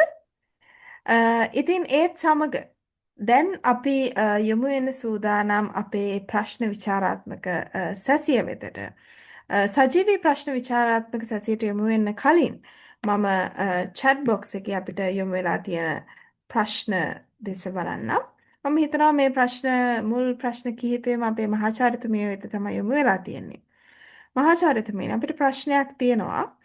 උඩරට නීතිය යටතේ විවාහ වුණ දෙදෙනෙකුගෙන් ස්වාමියාට තමන්ගේ බිරිඳව දික්කසාද කිරීමේ හැකියාවක් තියනවාද? ඔව් ප්‍රේමීතා. දික්කසාද කිරීමේ හැකියාවක් තියෙනවා ස්වාමි පුරුෂයාට වගේම භාර්යාවටත්. ඒ දෙදෙනාගේ දික්කසාද කිරීමේ නිත්‍යානුකූල අයිතිවාසිකම එක හා සමානයි එක කාරණාවකට ඇරුණුකොට. ඒක අපේ උදානි ඉතාමත්ම හොඳින් පැහැදිලි කරා. ඒ කියන්නේ අනාචාරය සම්බන්ධයෙන් විතරයි ස්වාමි පුරුෂයාට සහ භාර්යාවට උඩරට නීතියේදී වෙනස් තත්ත්වයන් අදාළ වෙන්නේ. මම ඒක නැවත පැහැදිලි කරන්න යන්නේ. ඒ ඇරුණුකොට ස්වාමි පුරුෂයාටත් භාර්යාවටත් උඩරට නීතිය යටතේ විවාහ වෙච්ච කෙනෙකුට උඩරට නීතිය යටතේම තමයි දික්කසාද කරන්න පුළුවන් වෙන්නේ. ඒ දික්කසාදය සිද්ධ කරන්න පුළුවන්. මෙතනදී මම එක කාරණාවක් මට අමතක වෙච්ච කාරණාවක් මතක් කරන්න කැමතියි. මොකද්ද? අපි උඩරට නීතිය යටතේ විවාහ වෙන්න පුළුවන් වෙන්නේ ස්වාමි පුරුෂයා සහ භාර්යාව වශයෙන් ඒ එකතු වෙන දෙදෙනාම උඩරට නීතිය යටතේ පාලනය වෙන දෙන්නෙකු නම් පමණයි. වගේම මුස්ලිම් නීතිය යටතේ විවාහ වෙන්න පුළුවනුත් ඉස්ලාම් භක්තිකයන් දෙදෙනෙකුට පමණයි. ඉස්ලාම් නොවන කෙනෙක් නම් ඉස්ලාම් ධර්මයේ වැළඳගෙන ඕන විවාහ වෙන්න. ඉතින් අර දික්කසාදයක් ඒ විවාහ වෙච්ච නීතියට අනුවම තමයි සිදු කළ යුත්තේ. බොහොම ස්තුතියි මහාචාර්යතුමියනි. මම විශ්වාස කරනවා ඊළඟ පැනයත් ඔබතුමියටම තමයි තියෙන්නේ. සාමාන්‍ය නීති යටතේ තහනම් ඥාති සම්බන්ධතා මොනවාද? එය දක්වා ඇත්තේ කුමන නීතියකද? ඒක හොඳ ප්‍රශ්නයක්. සාමාන්‍ය නීති යටතේ තහනම් ඥාති සම්බන්ධතා සාමාන්‍ය විවාහ 1907 සාමාන්‍ය විවාහ ආඥාපනතේ දක්වලා තියෙනවා. ඊටාත්ම පැහැදිලිව සාමාන්‍ය විවාහ ආඥාපනතේ යටතේ කියනවා මොනවද මේ තහනම් ඥාති සම්බන්ධතා කියලා 16 වෙනි වගන්තියේ. ඒක මම සාරාංශගත කරලා කියන්නම්. මං ගාව මේ අවස්ථාවේදී සිංහල පනත නැහැ. සාරාංශගත කරලා කිව්වොතින් මෙන්න මේවා තමයි තහනම් ඥාති සම්බන්ධතා. යම්කිසි කෙනෙක් තමුන්ගේ පැවතෙන්නෙක්ව විවාහ කරගන්න බෑ. පැවතෙන්නෙක් කියලා කියන්නේ තමුන්ගේ දරුවෙක් වෙන කෙනෙක්ව. ඒ දරුවා තමුන්ගේම දරුවෙක් වෙන්නත් පුළුවන්. දැන් උදාහරණයක් ඇරෙට මට මගේ දරුවාව විවාහ කරගන්න බෑ. ඒ වගේම මගේ සහෝදරයාගේ දරුවෙක්වත් විවාහ කරගන්න බෑ. ඒ විතරක් නෙමෙයි මගේ කලින් ස්වාමි පුරුෂයාගේ හෝ භාර්යාවගේ පෙර විවාහයකින් බිහි වූ දරුවෙක්ව විවාහ කරගන්නත් බෑ. ඒ වගේම තමයි මගේ මුණුපුරා හෝ මිනිපිරියව විවාහ කරගන්නත් බෑ. අන්න ඒ අයට තමයි අපි කියන්නේ තමුන්ගේ පැවතෙන්නෝ කියලා. හදාගත් දරුවෙක්ව විවාහ කරගන්න බෑ. ඒ වගේම තමයි සමගාමීන් අතර විවාහයක් වෙන්නත් බෑ. ඥාති සම්බන්ධතා තියෙන. ඒ කියන්නේ මට මගේ සහෝදරයාව විවාහ කරගන්න බෑ. මට මගේ අර්ධ සහෝදරයාව විවාහ කරගන්නත් බෑ. අර්ධ සහෝදරයා කියලා කියන්නේ මගේ දෙමව්පියෝ එක වරකට වඩා එක දෙමව්පියෙක් විවාහ වෙලා විවාහ දෙකකින් උපන් දරුවන්ට අපි කියනවා ඒ අයට අර්ධ ලේනාති සහෝදර සහෝදරියෝ කියලා. එක අම්මයි උදාහරණයක් ඇටියට එක අම්මයි තාත්තලා දෙදෙනෙකුගේ දරුවන්ට විවාහ වෙන්න බෑ. එක තාත්තයි අම්මලා දෙදෙනෙකුගේ දරුවන්ට විවාහ වෙන්න බෑ. ඒ වගේම තමයි අර මං ඉස්සෙල්ලා කිව්වා වගේ මගේ සහෝදරයාගේ ඥාති සහෝදරයාගේ දරුවාව විවාහ කරගන්න බෑ. මගේ පියාගේ කලින් භාර්යාව වෙලා හිටපු දැන් වැන්දබුවව විවාහ කරගන්න බෑ. මගේ සීයාගේ වැන්දබුවව විවාහ කරගන්න බෑ. ඒ වගේ 16 වෙනි වගන්ති පැහැදිලිව දක්වලා තියෙනවා තහනම් ඥාති සම්බන්ධතා මොනවද කියලා හුඟක් දෙනකොට තියෙන ප්‍රශ්නයක් තමයි ප්‍රීනීතා මේ නෑනමස්සිනා සම්බන්ධතාවයන් තහනම් ඥාති සම්බන්ධතාවයන්ද කියලා සමහරක් වෙලාවට ওই ප්‍රශ්නේ වියංගෙන් ඕක වෙන්නත් පුළුවන් අහන්නේ ඒ නෑනමස්සිනා සම්බන්ධතාවයන් ලේ ඥාති සම්බන්ධතාවයන් ඕන තාක් දුරකට කිසිම බාධාවක් නෑ විවාහ වෙන්න. හැබැයි අපේ ඒ 16 වෙනි වගන්තියේ සඳහන් වෙන්නේ ওই සම්බන්ධතාව විතරයි වුණාට වෛද්‍ය විද්‍යාත්මකව අනුමත කරන්නේ නැහැ ඥාති සම්බන්ධතා අතර විවාහ වුණේ නම් මස්සිනා වුණත් විශේෂයෙන්ම තැලිසීමියා වගේ ජානවලින් ජානගත රෝග ව්‍යාප්ත වෙන්න පුළුවන් සම්බන්ධතාවල විවාහයන් වෛද්‍ය විද්‍යාත්මකව අනුමත කරන්නේ හැබැයි නීතියේ වැනි බාධාවක් නැහැ. බෙහෙවින්ම ස්තුතියි මහාචාර්යතුමියනි. මම හිතනවා ඊළඟ ප්‍රශ්නය යොමු වෙලා තියෙන්නේ අපේ කතිකාචාර්යතුමියට කියලා. කතිකාචාර්යතුමියනි ප්‍රශ්නයක් තියෙනවා. අනියම් සම්බන්ධතාවයක් අනාචාරය සඳහා පදනමක්ද? ඔව් දැන් අනියම් සම්බන්ධතාවයක් කිව්වහම මම අර ඉස්සෙල්ලා පැහැදිලි කර ආකාරයට දැන් සාමාන්‍ය නීතිය යටතේ සහ උඩරට නීතිය යටතේ තියෙන වෙනස මතක තබා ගත යුතුයි. අපි සාමාන්‍ය නීතිය යටතේ සාකච්ඡා කරොත් විවාහයෙන් පසුව සිද්ධවන අනියම් සම්බන්ධතා මෙතන අනියම් සම්බන්ධතා කියලා කියන්නේ දැන් මෙතනදී අධිකරණය දැන් අනියම් මෙතන මොනවාද ඇඩල්ටරි කියන්නේ මොකක්ද කියන එක අනාචාරය කියන එක අධිකරණය අර්ථ නිරූපණය කළා තියෙනවා. එතෙන්දී අනියම් සම්බන්ධතා කියන වචනේ නෙමෙයි අපි ඇත්තටම යොදාගත යුතු වචන වෙන්නේ අනාචාරය. මොකද අපි අනියම් සම්බන්ධතා කියලා කියනකොට අපි ඒක සාමාන්‍යයෙන් අපි කතා කරද්දී පාවිච්චි කරන වචනයක් නේ. ඒ කියන්නේ සමහර වෙලාවට ඒක වෙන්න පුළුවන් සමහර වෙලාවට දැන් අද කාලේ සමාජයේ මේ වගේ උසාවියට නඩුත් එනවා. ඒ කියන්නේ විශේෂයෙන්ම සමහර වෙලාවට අපි විවාහ වෙච්ච පාර්ශවයන් සිටිනවා. නමුත් ඒගොල්ලෝ අර තුන්වෙනි පාර්ශවයත් එක්ක ලිංගික ඇසුරක් එහෙම නැත්නම් කායික සම්බන්ධතාවයක් පවත්වන්නේ නැහැ. නමුත් සමහර වෙලාවට සමාජ මාධ්‍ය Facebook කරහා සමහර වෙලාවට අපි කියන ඉමෝෂනල් ඇටැච්මන්ට් කියලා. ඒ කියන්නේ මැසේජ් කරනවා, කතා කරනවා, කෝල් කරනවා. මානසික වශයෙන් තියෙන සමීප සම්බන්ධතාවක් තියෙනවා. ඉතින් සමහර වෙලාවට අපි අනියම් සම්බන්ධතා කියන වචනේ නිසා පාවිච්චි කරන්නේ නැහැ. මොකද ඒක නීතිමය වචනයක් නොවන නිසා. අපේ අධිකරණයේ පාවිච්චි කරන නීතිය පාවිච්චි කරන වචනේ තමයි අනාචාරය. ඒ නිසා විවාහයෙන් පස්සේ සිද්ධ වන අනාචාරය, ඒ කියන්නේ විවාහයට කලින් තිබිච්ච සම්බන්ධතා නෙවෙයි. විවාහ වුණාට පස්සේ අපි දෙදෙනෙක් විවාහ වෙද්දී ඒ ලබා දෙන නීතිය ඇතුලේ ලබා දෙන අපි දන්නවනේ විවාහය පොරොන්දුව. ඒ නිසා විවාහයෙන් පසුව තුන්වන පාර්ශවයක් එක්ක පවත්වන අනාචාරී සම්බන්ධතාවය දික්කසාදයට පදනමක් වෙනවා. ඒ වගේම මම අර ඉස්සෙල්ලා කිව්ව විදිහට උඩරට නීතිය යටතේ නම් භාර්යාවට ස්වාමි පුරුෂයව දික්කසාද කරන්න ඕන නම් අනාචාරය යටතේ එක්ක ඔප්පු කරන්න ඕනේ ඒ අනාචාරයේ හැසිරුනේ අර කිව්වා වගේ තහනම් ඥාති සම්බන්ධතාවයක් තියෙන කෙනෙක් එක්ක. එහෙම නැත්නම් දික්කසාදයේ හැසිරුනේ වෙන කෙනෙක් එක්ක නම් ඥාති සම්බන්ධතාවයක් තියෙන කෙනෙක් නෙවන පිටස්තර කෙනෙක් නම් සැමියා ක්‍රූරයි. ක්‍රූරත්වය කියන එකත් ඔප්පු කරන්න ඕන. ඒ ඇරුණාම මම හිතන්නේ දැන් අපිට පේනවා අනාචාරය කියන පදනම සම්බන්ධයෙන් එතකොට ඒක ගැටලුවක් නෙමෙයි තේරුම් ගන්න. ඒක අනිවාර්යයෙන්ම දික්කසාදයට පදනම. බෙහෙවින්ම ස්තුතියි කතිකාචාර්යතුමියනි. මම හිතන්නේ මේ ඊළඟ ප්‍රශ්නය තියෙන්නේ අපේ මහාචාර්යතුමියට. මහාචාර්යතුමියනි ප්‍රශ්නයක් තියෙනවා.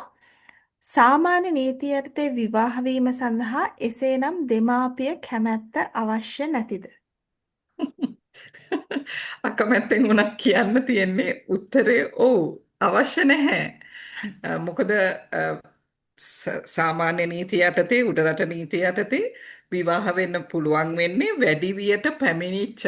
ඒ කියන්නේ අපි කියන්නේ වයෝවෘද්ධ අයට වයෝවෘද්ධ නෙමෙයි නිසි වයස සම්පූර්ණ කරපු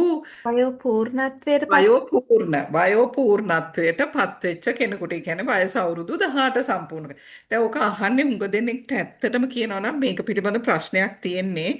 මොකද වයෝපූර්ණත්ව වයස කලින් තිබුණු නීතියට අනුව අවුරුදු 21. අදටත් ලංකාවේ හුඟක් දෙනා අවුරුදු 21 තමයි වයෝ පූර්ණත්වයට පත්වෙන වයස කියලා පිළිගන්නේ. නමුත් ඒක සංශෝධනය වෙලා මේ වෙනකොට වයෝ පූර්ණත්ව වීමේ වයස තමයි වයස අවුරුදු 18.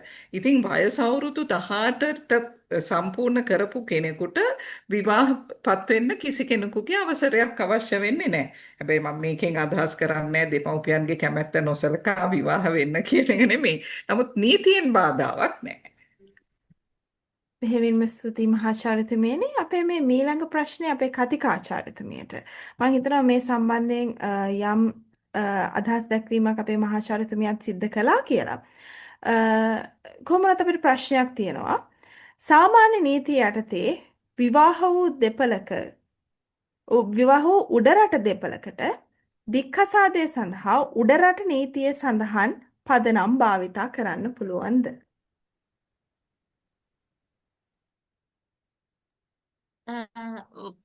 සාමාන්‍ය නීතිය යටතේ විවාහ වෙච්ච උඩරට යුවලාද? හරි. සාමාන්‍ය නීතිය යටතේ නම් විවාහය කියන්නේ 1907 සාමාන්‍ය විවාහ ලියාපදිංචි කිරීමේ ආඥා පනත යටතේ නම් විවාහය වෙලා තියෙන්නේ දික්කසාද වෙන්න අවශ්‍ය වෙන්නේ ඒ යටතේ තමයි. ඒ පදනම් තමයි අදාළ වෙන්නේ. මහාචාර්යතුමියත් මම කැමතියි. ඔව් ඒක තමයි නිවැරදි පිළිතුර. සාමාන්‍ය නීතිය යටතේ විවාහ වෙච්ච සාමාන්‍ය නීතිය යටතේ විවාහ වෙන්න පුළුවන් ශ්‍රී ලාංකිකයෝ වර්ග තුනක් තියෙනවා. එකක් සාමාන්‍ය නීතිය යටතේ පාලනය වෙන ශ්‍රී ලාංකිකයෝ, ඒ වගේම ද්‍රවිඩ ජාතිකයෝ තේසවලමේ නීතිය යටතේ පාලනය වෙන අය වුණත් ද්‍රවිඩ තේසවලමේ නීතිය යටතේ පාලනය වෙන අය සහ උඩරැටියන්ටත් සාමාන්‍ය නීති යටතේ විවාහ වීමේ බාධාවක් නැහැ. හැබැයි සාමාන්‍ය නීතිය යටතේ යම් කිසි යුවලක් මේ තුන් වර්ගයෙන් කවුරුන් හෝ සාමාන්‍ය නීති යටතේ විවාහ වුණොත් ඒ අයගේ දික්කසාදයක් සිද්ධ වෙන්න ඕන සාමාන්‍ය නීති යටතේමයි. උඩරැටියන් දෙදෙනෙක් උඩරට නීතිය යටතේ විවාහ වුණොත් ඒ අයගේ දික්කසාදය උඩරට නීතිය යටතේමයි සිදු කළ යුත්තේ. උඩරැටියන් දෙදෙනෙක් සාමාන්‍ය නීතිය යටතේ විවාහ වුණොත් ඒ දික්කසාදය සිදු කළ යුත්තේ සාමාන්‍ය නීතිය යටතේයි. බොහොම ස්තුතියි පැහැදිලි කිරීමට කතිකාචාර්යතුමියනි වගේ මහාචාර්යතුමියනි. මම හිතනවා ඊළඟ ප්‍රශ්නේ අපේ මහාචාර්යතුමියට තියෙන්නේ. මහාචාර්යතුමියනි ප්‍රශ්නයක් තිබෙනවා. සමලිංගික විවාහ ලංකාව තුළ අවලංගු නිසා වෙන රටකට ගොස් විවාහයක් කරගෙන නැවත ලංකාවට ඇවිත් ජීවත් වෙන්නට පුළුවන්ද? ඒ වගේ දෙදෙනෙකුට ලංකාවේ සාමාන්‍ය නීතිය යටතේ කුලවද්දා ගැනීමේ ආඥා පනත යටතේ දරුවෙක් හදාගනිද්දී ඒ දෙදෙනාගේ සමලිංගික විවාහය බලපානවාද? ඒක ඉතාමත්ම වැදගත් ප්‍රශ්නයක්. දැන් මේ සමලිංගිකයන් දෙදෙනෙක්ට ශ්‍රී ලංකාව ඇතුළත විවාහ වෙන්න බෑ. ඒක අපි දන්නා කාරණාවක්නේ. නමුත් එවැනි දෙදෙනෙක් පිටරටකට ගිහිල්ලා ඒ රටේ නීතිය යටතේ සමලිංගික විවාහ නිත්‍යානුකූලයි නම් ඒ විවාහය නවත්තන්න ශ්‍රී ලංකාවේ නීතියට පුළුවන් කමකුත් නැහැ. විවාහ වෙන්න පුළුවන්. එවැනි විවාහ වෙච්ච සමලිංගිකයන් යුවලත් ලංකාවට ඇවිල්ලා පදිංචි වෙන්න එපා කියලා කාටවත් කියන්නත් බෑ. එතකොට එවැනි යුවලකට දරුවන් කුලවද්දා ගැනීමේ පනත ආඥා පනත යටතේ දරුකමට හදාගන්න පුළුවන්ද? කිසිම බාධාවක් නීතියෙන් නැහැ. ඒ දෙදෙනාගේ විවාහක තත්වය නිසා දරුවෙක් කුලවද්දා ගන්න බාධාවක් නැහැ. මොකද අපේ නීතිය කුලවද්දා ගැනීමේ නීතිය කියනවා විවාහක යුවලක් කුලවද්දා ගන්නවා නම් අඹුසැමියන්ගේ කැමැත්ත අවශ්‍යයි. හැබැයි තනි පුද්ගලයෙකුටත් දරුවෙක් කුලවද්දා ගන්න පුළුවන්. දැනට පවතින නීතියේ තියෙන එකම සීමාව තමයි තනි පිරිමි කෙනෙකුට අවිවාහක පිරිමි කෙනෙකුට ගැහැණු දරුවෙක් දරුකමට හදාගන්න බැහැ. නමුත් අවිවාහක කාන්තාවකට පිරිමි දරුවෙක් හෝ ගැහැණු දරුවෙක් දරුකමට හදාගන්න පුළුවන්. අවිවාහක පිරිමි කෙනෙකුටත් පිරිමි දරුවෙක් දරුකමට හදාගන්න පුළුවන්. දැන් මෙතනදී ප්‍රීනීත ඔය අහලා තියෙන ප්‍රශ්නය ඇතුළත ශ්‍රී ලංකාවේ ඇවිල්ලා මේ පදිංචි වෙන වෙනත් රටකදී විවාහ වෙච්ච සමලිංගික යුවල අපේ රටට ආවට පස්සේ ඒ අය විවාහකයි කියලා අපි කොහෙදිවත් පිළිගන්නේ නැහැ. එතකොට ඒ අය දරුවෙක් හදා ගන්නවා නම් විවාහක යුවලක් හැටියට නෙමෙයි ඉල්ලුම් පත්‍රය අධිකරණයට ඉදිරිපත් කළ යුත්තේ අවිවාහක පුද්ගලයෙක් හැටියට. ඒ දෙදෙනාගෙන් එක්කෙනෙක්ට අවිවාහක පුද්ගලයෙක් හැටියට දරුකමට හදා ගැනීමේ ඉල්ලුම් පත්‍රයක් ඉදිරිපත් කරන්න පුළුවන්. නීතියෙන් පුළුවන්කම තියෙනවා. හැබැයි මෙතන ඊගාවට කුලවත්තා ගැනීමේ ඉල්ලුම් පත්‍රයක් ඉදිරිපත් කළාට පස්සේ අධිකරණයෙන් ඊගාවට සිදු කරන ගන්නා පියවරය තමයි මේ ඉල්ලුම් කරු හෝ ඉල්ලුම් කාර්ය පිළිබඳව සොයා බලන්න අපි කියනවා ඒකට ගාඩියන් ඇඩ්ලිටම් කියලා. අධිකරණයෙන් පත් කරනවා බාරකරුවෙක්ව සාමාන්‍යයෙන් පරිවාස නිලධාරියෙක්ව තමයි පත් කරන්නේ. ඒ පළාතේ පරිවාස සහ ළමාරක්ෂක දෙපාර්තමේන්තුවේ පරිවාස නිලධාරියෙක්ව පත් කරනවා මේ ඉල්ලුම් කරු හෝ කාර්ය ගැන සොයා බලලා අධිකරණයට වාර්තා කරන්න කියලා. එතකොට ඒ පරිවාස නිලධාරියා හෝ නිලධාරිනිය ගිහිල්ලා අර ඉල්ලුම් කරුගේ පරිසරය, ඉල්ලුම් කරුගේ තත්ත්වය, ආර්ථික තත්ත්වය, සමාජීය තත්ත්වය හැම දෙයක්ම පරීක්ෂා කළ යුතුයි. ඒ පරීක්ෂාවේදී ඒ පරිවාස නිලධාරියා හෝ නිලධාරිනිය හොයාගත්තොතින් මේ අය සමලිංගිකයන්, ඔවුන් සමලිංගිකයන් ලෙස එක්ව ජීවත් වෙනවා. අපි පිළිගන්නේ විවාහකයි කියලා. වෙන රටක විවාහකයි. දැන් මෙතනදී පදිංචි මේ ජීවත් වෙනවා කියලා ඒ බව අධිකරණයට වාර්තා කළොතින් අධිකරණයට නිදහස සහ අයිතිය තියෙනවා එවැනි ඉල්ලුම් පත්‍රයක් ප්‍රතික්ෂේප කරන්න. මොකද අපේ සමාජයේ මේ සමලිංගික සම්බන්ධතාවයන්, සමලිංගික විවාහ පිළිගන්නේ නැහැ.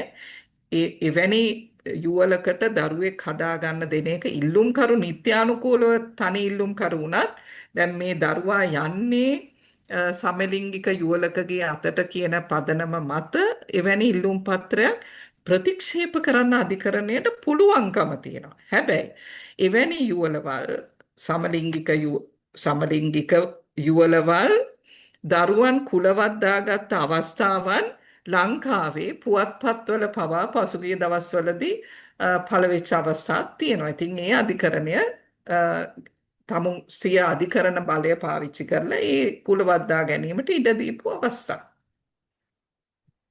බෙහෙවින්ම ස්තුතියි මහාචාර්යතුමියනි පැහැදිලි කිරීමට. මම හිතනවා මේ ඊළඟ ප්‍රශ්නේ අපේ කතිකාචාර්යතුමියට.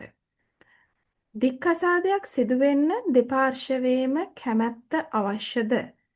එක් පාර්ශවයක් දික්කසාද වීමට අකමැති නම් එවන් අවස්ථාවකදී සිදු කළ යුත්තේ කුමක්ද? අපි දැනගන්න කැමතියි. ඔව් ඒකත් ඉතාම හොඳ ප්‍රශ්නයක්. ලංකා නීතිය ඇතුලේ ඇත්ත වශයෙන්ම අද සමාජයේ පුද්ගලයන්ට තියෙන ගැටලුවක්. දැන් අපි සාමාන්‍ය නීතිය මං හිතන්නේ කතා කරන්න ඕන මෙතනදී. මොකද උඩරට නීතිය යටතේ කැමැත්තෙන් විවාහ වෙන්න පුළුවන් දෙන්නගේ. මුස්ලිම් නීතිය යටතේ පුළුවන්. නමුත් සාමාන්‍ය නීතිය යටතේ තියෙන තත්ත්වය තමයි මොකද දැන් අපි දන්නවා දැන් මම ඕගොල්ලොත් එක්ක මුලින් කතා කරද්දී 1907 සාමාන්‍ය නීතිය යටතේ අපිට අදාළ වන විවාහ දික්කසාද ආඥාපනත 1907 කියනකොටම ඕගොල්ලන්ට මතක් වෙන්න ඕනේ 1907 කියලා අපි මේ කතා කරන්නේ අපේ රට බ්‍රිතාන්‍ය යටත් විජිතයක් ලෙස පැවතිච්ච කාලේ. ඒ නිසා අපේ රටේ විශේෂයෙන්ම දික්කසාද නීතිය යටතේ විශේෂයෙන්ම අපිට රෝම ලන්දේසි නීතිය සහ ඉංග්‍රීසි නීතියේ බලපෑම දක්නට තියෙනවා. දැන් තවමත් අපේ විවාහ නීතිය ඒ නිසා සංශෝධනය වෙලා නැහැ. සැමියා හා භාර්යාවගේ කැමැත්තෙන් විවාහය දික්කසාද වෙන්න පුළුවන් ආකාරයට. දැන් මං හිතන්නේ ප්‍රශ්නය ඇහුවේ දැන් එක පාර්ශවයකට විවාහ දික්කසාද වෙන්න කැමති. නමුත් අනිත් පාර්ශවයේ දික්කසාද වෙන්න අකමැති. එහෙම නේද? ඔව්. එතකොට එක පාර්ශවයක් දික්කසාදයට කැමති අනිත් පාර්ශවයේ දික්කසාදයට අකමැති නම් එවැනි වෙලාවකදී දික්කසාදය ලබා ගන්න නම් දික්කසාදය වෙන්න ඕන පාර්ශවය. ඒ පාර්ශවය තමයි නඩුවේ පැමිණිල්ල. ඒ කියන්නේ දික්කසාදයට අයදුම් කරන පාර්ශවයනේ පැමිණිලි පාර්ශවය. එතකොට දික්කසාදය අවශ්‍ය කරන පාර්ශවය, ඉල්ලුම් කරන පාර්ශවය පැමිණිල්ල අර අකමැති පාර්ශවය අකමැති වුණත් ඒ පාර්ශවයේ වෛවාහක වර්ධ ඔප්පු කරන්න ඕන. එක්ක අර අකමැති කෙනා විවාහයට දික්කසාදයට අකමැති වුණත් එයාට අනාචාරී සම්බන්ධතාවයක් තියලා තියෙනවා. ඒ නිසා දික්කසාද වෙන්න බැහැ කිව්වත් මේ පදනම මත මට එයාව දික්කසාද කරන්න ඕන. එහෙම නැත්නම් ද්වේෂසහගත ලෙස අත්හැර යෑම, අනුමිත ද්වේෂසහගත ලෙස අත්හැර යෑම හරි සුව කළ නොහැකි ලිංගික බැලහීනතාවය කියන පදනම් තියෙනවා නම් ඒ විත්තිකාර පාර්ශවය මට දික්කසාද වෙන්න අවශ්‍ය නැහැ කිව්වත් අධිකරණයේ ඉදිරියේ ඒක ඔප්පු කරන්න පුළුවන් නම් සාක්ෂි මගින් අධිකරණයේ සෑහීමකට පත්වන විදිහට එතෙන්දී දික්කසාදේ ලබා ගන්න පුළුවන් අර විත්ති පාර්ශවය අකමැති වුණත්. එහෙම නැතුව Tamanට දික්කසාද වෙන්න කැමති. හැබැයි අර දික්කසාද වෙන්න අකමැති කෙනාගේ අතේ වෛවාහක වැරැද්දක් නැහැ. එහිම අවස්ථාවක ලංකා නීතියේ දික්කසාද වෙන්න බෑ. සාමාන්‍ය නීතිය යටතේ. බෙහෙවින්ම ස්තුතියි කතිකාචාර්යතුමනි ඒ පිළිතුරට සහ පැහැදිලි කිරීමට. සහ මේ අවස්ථාවේදී පුද්ගල හා තුලනාත්මක නීති අධ්‍යනාංශය වෙතින් ඔබ වෙත සිදු කරන විවෘත ආරාධනයක් තියෙනවා. මින් ඉදිරියට අපි අප විසින් පවත්වීමට නියමිත මාසික වෙබිනාර් සම්මන්ත්‍රණවලදී අප සාකච්ඡා කළ යුතුයයි ඔබට හැඟෙන යම්කිසි මාතෘකාවක් තිබෙනවා නම් ඒ සම්බන්ධයෙන් අදහස් දැක්වීමක් කරන්නට chat box option එක භාවිතා කරන්න කියලා නිවේදනයක් සිදු කරන්නත් කැමතියි. ඒත් එක්කම අපේ ඊළඟ ප්‍රශ්නය අපේ මහාචාර්යතුමිය වෙත යොමු කරලා තියෙන්නේ. මම විශ්වාස කරනවා. ඒ ප්‍රශ්නේ විවාහ පොරොන්දු කඩකිරීම සම්බන්ධයෙන්. විවාහ පොරොන්දු කඩකිරීමක් යටතේ නඩු ගොනු කළ කෙනෙක්ට වන්දි ලබා දීමට අමතරව ඒ දෙදෙනාට විවාහ වීමට අධිකරණය නියෝග කරනවාද? එහෙම නැතිනම් වන්දි ලබා දීම පමණයිද සිදු වෙන්නේ? මහාචාර්යතුමියනි. ඔව්. ඒක ඉතාමත්ම වැදගත් ප්‍රශ්නයක්.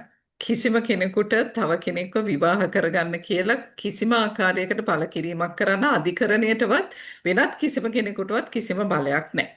මොනතරම් විවාහ දැන් අපි දන්නවා විවාහ පොරොන්දු නොඑක ආකාරයට දෙනවා. ඉස්සර නම් ලියුම් ලියලා දුන්නා. දැන් නමුත් දැන් SMS මගින් WhatsApp message මගින් මොනියම් ආකාරයකට විවිධ ආකාරවලට විවාහ පොරොන්දු දෙනවා. හැබැයි ඒ දෙන හැම පොරොන්දුවක්ම අනිවාර්යෙන් ඉෂ්ට කරන්නය කියලා කිසිම පාර්ශවයකට බලකිරීමක් කරන්න බෑ. නීත්‍යානුකූලව වෙනත් ආකාර නීති විරෝධී ආකාරවලට බලකිරීම කරන්න පුළුවන්. නමුත් නීත්‍යානුකූලව බලකිරීමක් කරන්න බෑ. එතකොට සාමාන්‍ය විවාහ ආඥාපනතේ පැහැදිලිවම දක්වලා තියෙනවා එහෙම බල කරන්න බෑ. අධිකරණයටවත් බලකිරීමක් කරන්න බෑ විවාහ වෙන්න කියලා. කරන්න පුළුවන් එකම ප්‍රතිකර්මය නෛතික ප්‍රතිකර්මය තමයි විවාහ පොරොන්දුවක් කඩකර කිරීම මත වන්දි ඉල්ලා නඩුකරයක් පවරන්න පුළුවන්. එතනදී වන්දි කිව්වහම අපි ඒකත් ටිකක් මං හිතන්නේ පැහැදිලි කරොත් හොඳයි. වන්දි මොන කවරක් සඳහාද වන්දි ලබා දිය යුත්තේ කියන එක. මෙතනදී අපි දන්නවා විවාහ පොරොන්දුවක් කඩ කිරීම කියන්නේ සාමාන්‍ය මේ වාණිජ කිවිසුමක් කඩ කරා වගේ මූල්‍යමය අලාභයක් මුදලින් මනින්න පුළුවන් අලාභයක් වෙන දෙයක් නෙමෙයි ඍජුවම. විතරක් නෙමෙයි. මෙතනදී සිද්ධ වෙනවා මානසික පීඩනයක්. ඒ කියන්නේ විවාහ වෙන්න අපේක්ෂා කළ සමහරක් අවස්ථාවන් වලදී විවාහය පවත්වන්න හෙට નિયમિતයි විවාහ ශාලාවල් ඔක්කොම සූදානම් කරලා වියදම් දරලා ඉවරයි. නමුත් අද රැට විවාහපත් වෙන පාර්ශවයන් දෙදෙනාගෙන් එක්කෙනෙක් අතුරුදහන් වෙනවා. ඒ වගේ අවස්ථාවන් තියෙනවා. එතකොට ඇති වෙන මානසික පීඩා ඒ වගේම සමාජය තුළ ඉදිරියේ ඇතිවෙන ලැජ්ජාව නිසා ඇතිවෙන පීඩාව. ඒ වගේම තමුන් අර විවාහයක් වෙනුවෙන් සිදු කරපු වියදම මූල්‍යමය වශයෙන් කරපු වියදම සහ වැදගත්ම කාරණාව තමයි සමහරක් අවස්ථාවන් වලදී විවාහ වීමේ බලාපොරොත්තුව ඇතුව සමහරක් අය විශේෂයෙන්ම කාන්තාවන් රැකියාවන් වලින් අස් වෙනවා. ඒ වගේ ඉදිරියට ලබා ගන්න තිබිච්ච ආදායම් මාර්ගයන් නැති කර ගන්නවා. යම් යම් ගනුදෙනු සිදු කරනවා. ඒ වගේ මූල්‍යමය හානිත් සිද්ධ වෙන්න පුළුවන්. ඒ සඳහාත් වන්දි ලබා ගන්න පුළුවන් නඩුකරයක් තුලින්. එතකොට මානසික පීඩාව, සමාජීය පීඩාව සහ සැබවින්ම ඇති වූ මූල්‍ය හානි වගේම ඇති වෙන්න තිබිච්ච මූල්‍ය හානි වලටත් වන්දි ලබා ගන්න පුළුවන්. හැබැයි ඔබ ඇහුවා වගේ ඒ ඇරුණකොට කිසිම කෙනෙක්ට විවාහ වීම සඳහා බල කිරීමක් කරන්න පුළුවන් කමක් නැහැ. ඒ නිසා විවාහ පොරොන්දු දෙනකොට සහ ඒ පොරොන්දු ලබා ගන්නකොට ඉතාමත්ම සුපරීක්ෂාකාරී විය යුතුයි. අ, බෙහෙවින්ම ස්තුතියි මහාචාර්යතුමියනි. මම හිතනවා ඊළඟ ප්‍රශ්නයත් ඔබතුමියටම තමයි මේ යොමු වෙන්නේ. අ, වයස අවුරුදු 18ට පෙර ගර්භණීයත්වයට පත් වූ දැරියක්ගේ තත්වය කෙසේද? ඇයට අවුරුදු 18 සම්පූර්ණ වූ පසු අදාළ තරුණයාව විවාහ කර ගැනීමට හැකිද? එවන් අවස්ථාවකදී උපදින දරුවාගේ නෛතික තත්වය කෙසේද? ඒක ඉතාමත්ම බරපතල සමාජීය ප්‍රශ්නයක්. ඒ නිසා ඉතාමත්ම වැදගත්. අවුරුදු 18ට පෙර දැන් අපේ ලංකාවේ නීතියේ අවුරුදු 16න් පස්සේ ලිංගික ක්‍රියාවන් වලට කැමැත්ත දීමේ නීත්‍යානුකූල හැකියාව තියෙනවා කියලා පිළිගන්නවා. ඒ අනුව යම්කිසි ගැහැණු ළමයෙක් අවුරුදු 18ට පෙර ගැප් ගන්නවා කියන එක ඇත්තටම කිව්වොත් සමාජීය ප්‍රශ්නයක් වුණාට ඒක නීතිමය ප්‍රශ්නයක් හැටියට නීතිය තුල පිළිගන්න අපිට පුළුවන් කමක් නැහැ. හැබැයි විවාහ වෙන්න බෑ. වයස අවුරුදු 18 සම්පූර්ණ කරනකම්.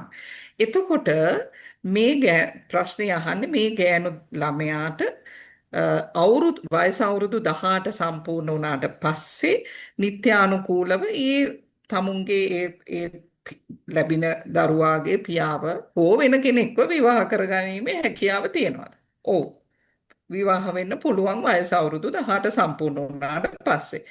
දෙවෙනි ප්‍රශ්නේ තමයි ඕක ඇතුලේ තියෙන ඒ ලැබුණු දරුවා ලැබෙන අවස්ථාවේදී මේ මවට වයස අවුරුදු 18 සම්පූර්ණ කරලා නැති නිසා විවාහ වෙලා හිටියේ නැත්තම් ලැබෙන අවස්ථාවේදී දරුවා සුජාත නොවන දරුවෙක් හැටියටයි පිළිගැනෙන්නේ. නමුත් ඒ මව වයස අවුරුදු 18 සම්පූර්ණ කරාට පස්සේ අර පියාව විවාහ කරගන්න පුළුවන්. ඒ විවාහ කරගත්තට පස්සේ මේ දරුවාගේ උපැන්න සහතිකේ උපැන්න ලියාපදිංචි කිරීමේ සහතිකේ පියාගේ නම වශයෙන් කලින් උනත් ඒ පුද්ගලයාගේ නම ඇතුළත් කරන්න පුළුවන්. ඒ දරුවාව දැන් මව සහ පියා විවාහකය කියන தত্ত্বය මත සුජාත දරුවෙක් හැටියට නීති ඉදිරියේදී පිළිගැනීමට ලක් වෙනවා. එතකොට වයස අවුරුදු 18ට ඉස්සෙල්ලා ගැප් ගත්තා හෝ නොගත්තා හෝ විවාහ වෙන්න බෑ. 18 සම්පූර්ණ කරාට පස්සේ විවාහ වීම සඳහා ගැප් ගැනීම බාධාවක් වෙන්නේ නැහැ. විවාහයක් වෙන්න පුළුවන්.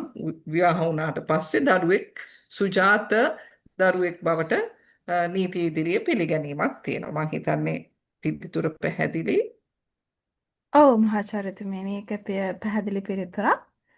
ඉතින් මේ අවස්ථාවේදී මම සූදානම් ප්‍රශ්න විචාරාත්මක සැසිය සජීවී කරන්නට යම්කිසි කෙනෙක්ට අවශ්‍ය නම් ඔබටයි මේ අවස්ථාව අපගේ විද්වත් මණ්ඩලයෙන් ප්‍රශ්නයක් විමසන්නට. ඒ වගේම නැවත මතක් කිරීමක් සිදු කරනවා. මින් ඉදිරියට පවතින මාසික වෙබිනාර් සම්මන්ත්‍රණවලදී අප විසින් සාකච්ඡා කළ යුතු යැයි ඔබට හැඟෙන යම්කිසි මාතෘකාවක් තිබෙනවා නම් ඒ සම්බන්ධයෙන් අදහස් දක්වන්නට අපි ඔබට විවෘත ආරාධනාවකුත් මේ අවස්ථාවේදී සිදු කරනවා.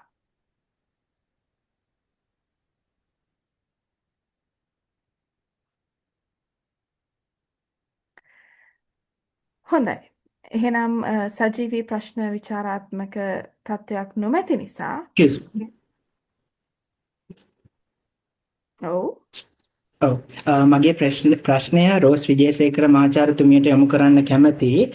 ඔබතුමිය පැහැදිලි කළා මුස්ලිම් නියතයට අනුව දික්කසාද වීමෙන් පසුව නැමත එම පුද්ගලයා සමගම විවාහ වීමට බිරිඳ තව පුද්ගලයෙක් සමග විවාහ වී දික්කසාද වීම අනිවාර්යයි කියලා. එවැනි අවස්ථාවක එම කාන්තාව දෙවෙනි වතාවට විවාහ වෙන පුද්ගලයාට සිදු කරන අසාධාරණයක් නෙමෙයිද? මොකද එය විවාහය දෙවෙනි වතාවට සිදු කරන්නෙම අනිවාර්යෙන් දික්කසාද වීමේ චේතනාවකින්නේ. ඔව් ඒක අසාධාරණයි තමයි. ඔබ කියන කාරණාවත් එක්ක මමත් එකඟයි. නමුත් නීතියේ තියෙන්නේ මෙහෙමයි. ඔය වැනි අසාධාරණ තැන් නීතියේ ගොඩාක් තියෙනවා.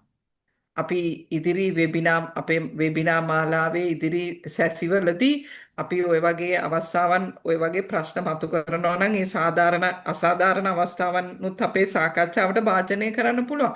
ඇත්තටම ඔය තියෙන අවශ්‍යතාවය පළවෙනි විවාහය දික්කසාද වුණාට පස්සේ වෙන කෙනෙක් එක්ක විවාහ වෙලා ඊට පස්සේ ඒ විවාහයත් දික්කසාද කරලා තමයි නැවත විවාහයක් කාන්තාවකට සිදු කරගන්න පුළුවන් කියන එක තුල කාන්තාවක් විසින් යම්කිසි පිරිමි කෙනෙකුට කරන අසාධාරණයක් තියෙනවා වගේම එවැනි අවශ්‍යතාවයක් පිරිමි කෙනෙකුට නොමැති වීම තුළ ඒ කියන්නේ මුස්ලිම් නීතිය තුළ පිරිමි කෙනෙක්ට දෙවෙනි විවාහයක් කරගන්න කලින් විවාහය අවලංගු කරගන්නම අවශ්‍ය නැහැ. දික්කසාදයක් කරගන්නම අවශ්‍ය නැහැ. කලින් විවාහය පවතින අතරතුරේම දෙවෙනි විවාහයක් කරගන්නත් පුළුවන්. එතකොට කාන්තාවකට තියෙන බාධාවන් සහ දික්කසාදයක් සහ නැවත විවාහය කර ගැනීම තුළ කාන්තාවකට තියෙන බාධාවන් සහ පිරිමි කෙනෙකුට තියෙන බාධාවන් දෙක ගත්තාම ඒක හසට පොළොව වගේ. ඉතින් එවැනි අසාධාරණතාවයනොත් නීතිය ඇතුලේ තියෙනවා. දැන් අපි උඩරට නීතියේ අනාචාරය ඔප්පු කිරීම තුළ කාන්තාවකට සහ පිරිමියෙක්ට තියෙන අසාධාරණ තත්වයන් උදානී කතිකාචාර්යතුමිය මතු කරා. ඉතින් ඒ වගේ අසාධාරණ තැන් නීතිය ගොඩාක් තියෙනවා. නමුත් ඒක තමයි නීතිය. පැහැදිලි මහාචාර්යතුමනි. ස්තුතියි. මහාචාර්යතුමියනි අපිට මේ අවස්ථාවේදී ප්‍රශ්නයක් යොමු වෙනවා අපේ කතිකාචාර්යතුමියට. දික්කසාද නඩුවකදී හබයක් නොමැතිව නඩුව ඉක්මනින් අවසන් කර ගැනීම සඳහා විත්තිය විතින් ද්වේෂ සහගත ලෙස අත්හැර දමා යාම සම්බන්ධව වරද බාර ගැනීමෙන් කුමක් හෝ අගතියක් සිදුවිය හැකිද? පසුව ඒ ගැන දක්වා වන්දි ඉල්ලීමේ හැකියාවක් පවතිනවාද? මම හිතන්නේ ඒක වඩාත් විවෘත ප්‍රශ්නයක්. ඔව් සාමාන්‍යයෙන් දැන් අපි කතා කරද්දී පොතේ තියෙන නීතිය. එහෙම නැත්නම් දැන් අපි අද කතා කරේ ඇත්ත වශයෙන්ම ලංකාවේ විවස්ථාපිතව තියෙන දික්කසාද නීතිය ගැන. හැබැයි අපි දන්නවා අපේ අධිකරණයේ දැන් මම හිතන්නේ මට පේනවා ඊට පස්සේ තියෙන ප්‍රශ්නය ගැන කියවලා බැලුවහම ලංකාවේ දැන් දික්කසාද නීතිය තුල ප්‍රශ්න ගණනාවක් තියෙනවා. එකක් තමයි දෙන්නෙක්ගේ සාමාන්‍ය නීතිය තුල දෙන්නෙක්ට කැමැත්තෙන් දික්කසාද වෙන්න බෑ. ඊළඟට වරද ඔප්පු කරන්න ඕන. දික්කසාද වෛවාහක වරදක් ඔප්පු කරද්දී මතක තබා ගත යුතු කාරණයක් තමයි දික්කසාද නඩුවකදී වන්ති ඉල්ලා සිටින්න පුළුවන්. මම හිතන්නේ මේ ප්‍රශ්නේ අහන්නේ ඒ සම්බන්ධව වෙන්න පුළුවන්.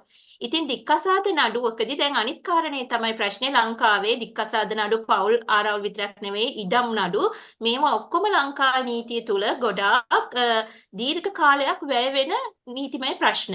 ඒ වගේම කාලය වැඩි වෙද්දී කාරණා දෙකක්. එතකොට මිනිස්සුන්ට සිද්ධ වෙනවා නඩු ගාස්තු වැඩිපුර ගෙවන්න. අනිත් එක තමයි දික්කසාදේ සඳහා දීර්ඝ කාලයක් යද්දී එතකොට අර දෙවන විවාහයකට යන්න අපේක්ෂාවෙන් ඉන්න අයට බලාගෙන සිටින්න සිද්ධ වෙන කාලෙකුත් තියෙනවා. ඒ නිසා උසාවියේදී සමහර වෙලාවට ඔබට මේ අවස්ථාවට මුහුණ දෙන්න සිද්ධ වෙන්න පුළුවන්. සමහර වෙලාවට නීතිඥ මහත්තුරු සජෙස්ට් කරන්න පුළුවන්, යෝජනා කරන්න පුළුවනි.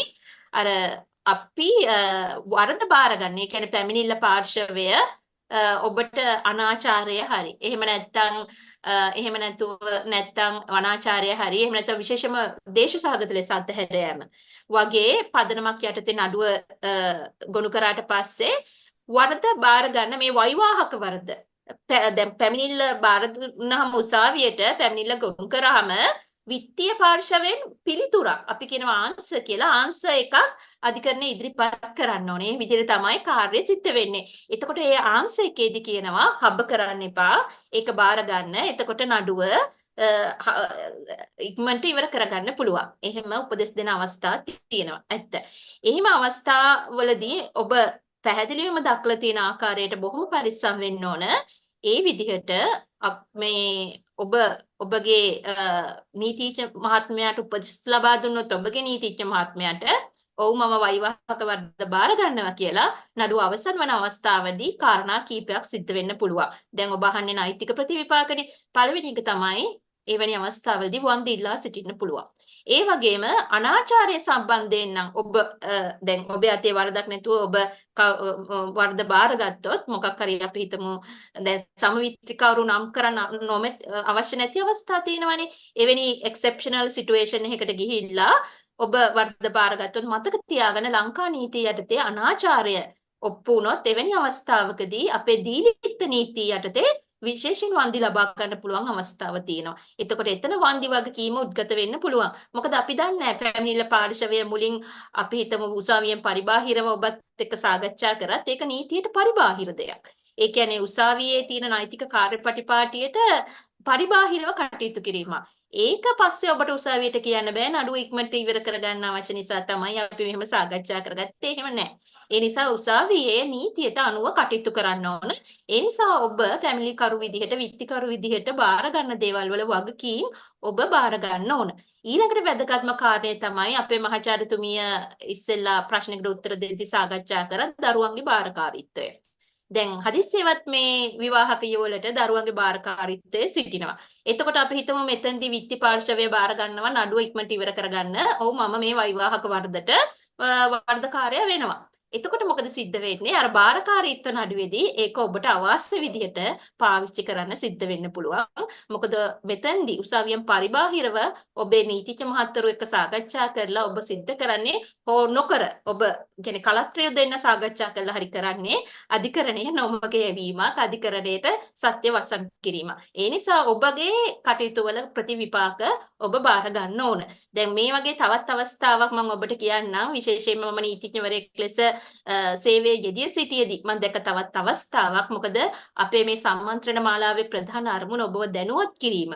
සමහර අවස්ථාවලදී අර නඩුව ඉක්මනට ඉවර කර ගැනීමේ අවශ්‍යතාවය නිසා සමහර වෙලාවට ඔබ ඉල්ලා සිටිනවා මෙහිමයි මේ ඒ කියන්නේ තමන්ගේ ලිපිණයට සිතාසි එවන්න මම සිතාසි ගන්නවා හැබැයි මම නඩුවට එන්නේ හරි සිතාසි බාර ගන්නවා සිතාසි පිස්කල් මාර්ගිනුත් බාර ගන්නවා තැපෑලනුත් බාර ගන්නවා මම නඩුවට කැමැත්තෙන් ඉන්නේ එතකොට නඩුව එක පාර්ශිකව අහනවා කියන්නේ වැඩි කාලයක් යන්නේ ඒක පාර්ශිකව අහද්දි හරස් ප්‍රශ්න අහන්නේ මේ වගේ දේවල් නෑනේ ඒකත් සමහර වෙලාවට මේ කරනවා හැබැයි මතක තියාගන්න එතෙන්දිත් ඔබට නැවත ගිහිල්ලා එවැනි අවස්ථාවකදී දැන් ඒ නඩුව අපි හිතමු දාලා තියෙන්නේ ද්වේෂසහගත ලෙස අත්හැර යාම කියලා ඔබ අධිකරණයට සිතාසි බාරගෙන පැමිණියේ නැති වුණාට නඩුව අහන් ගිහිල්ලා ඔබ වෛවාහක වරද සිද්ධ කරා කියලා අධිකරණයේ තීන්දුව කරොත් ඒ ප්‍රතිවිපාක වලට ඔබ වග කියන්න ඕන.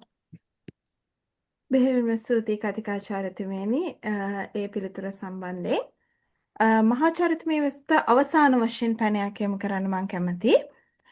ශ්‍රී ලංකාවේ නීතිය තුළ දික්කසාදය ලබා ගැනීම සඳහා ඉතාමත් දීර්ඝ කාලයක් ගත වෙනවා. එම නිසා එක් කාලත්‍රයකට විවාහය සඳහා දික්කසාදය සඳහා නඩු පැවරීමෙන් පසුව වෙනත් පාර්ශවයක් සමග නීත්‍යානුකූලව එක්ව ජීවත් වීම ආරම්භ කළ හැකිද? ඒ සඳහා නව විවාහයක් සිදු කරන්නේ නැතුව එහෙම කරන්න පුළුවන්ද කියලා තමයි මහාචාර්යතුමියනි ප්‍රශ්නේ තියෙන්නේ.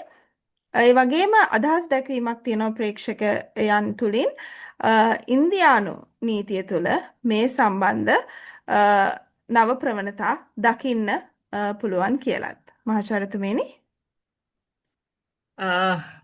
මේ தත්ත්වය උදානී කලින් පැහැදිලි කරා.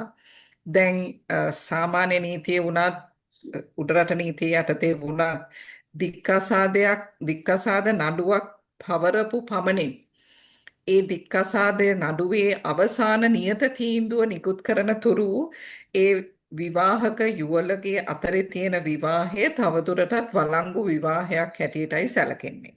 ඒ නිසා දික්කසාද නඩුවක් පවරලා ඇත්ත දීර්ඝ කාලයක් යනවා. ඒ කාලය ඇතුළත වෙනත් කෙනෙක් හා සමග එක්ව ජීවත් වීම අනාචාරය කියන වරද වෛවාහක වරද සම්පූර්ණ කිරීමක් බවට පත් වෙනවා. එතකොට අර පවත්වාගෙන ගිය දික්කසාද නඩුවේට තවත් වෛවාහක වරදක් එකතු වීමක් තමයි සිද්ධ කෙරෙන්නේ.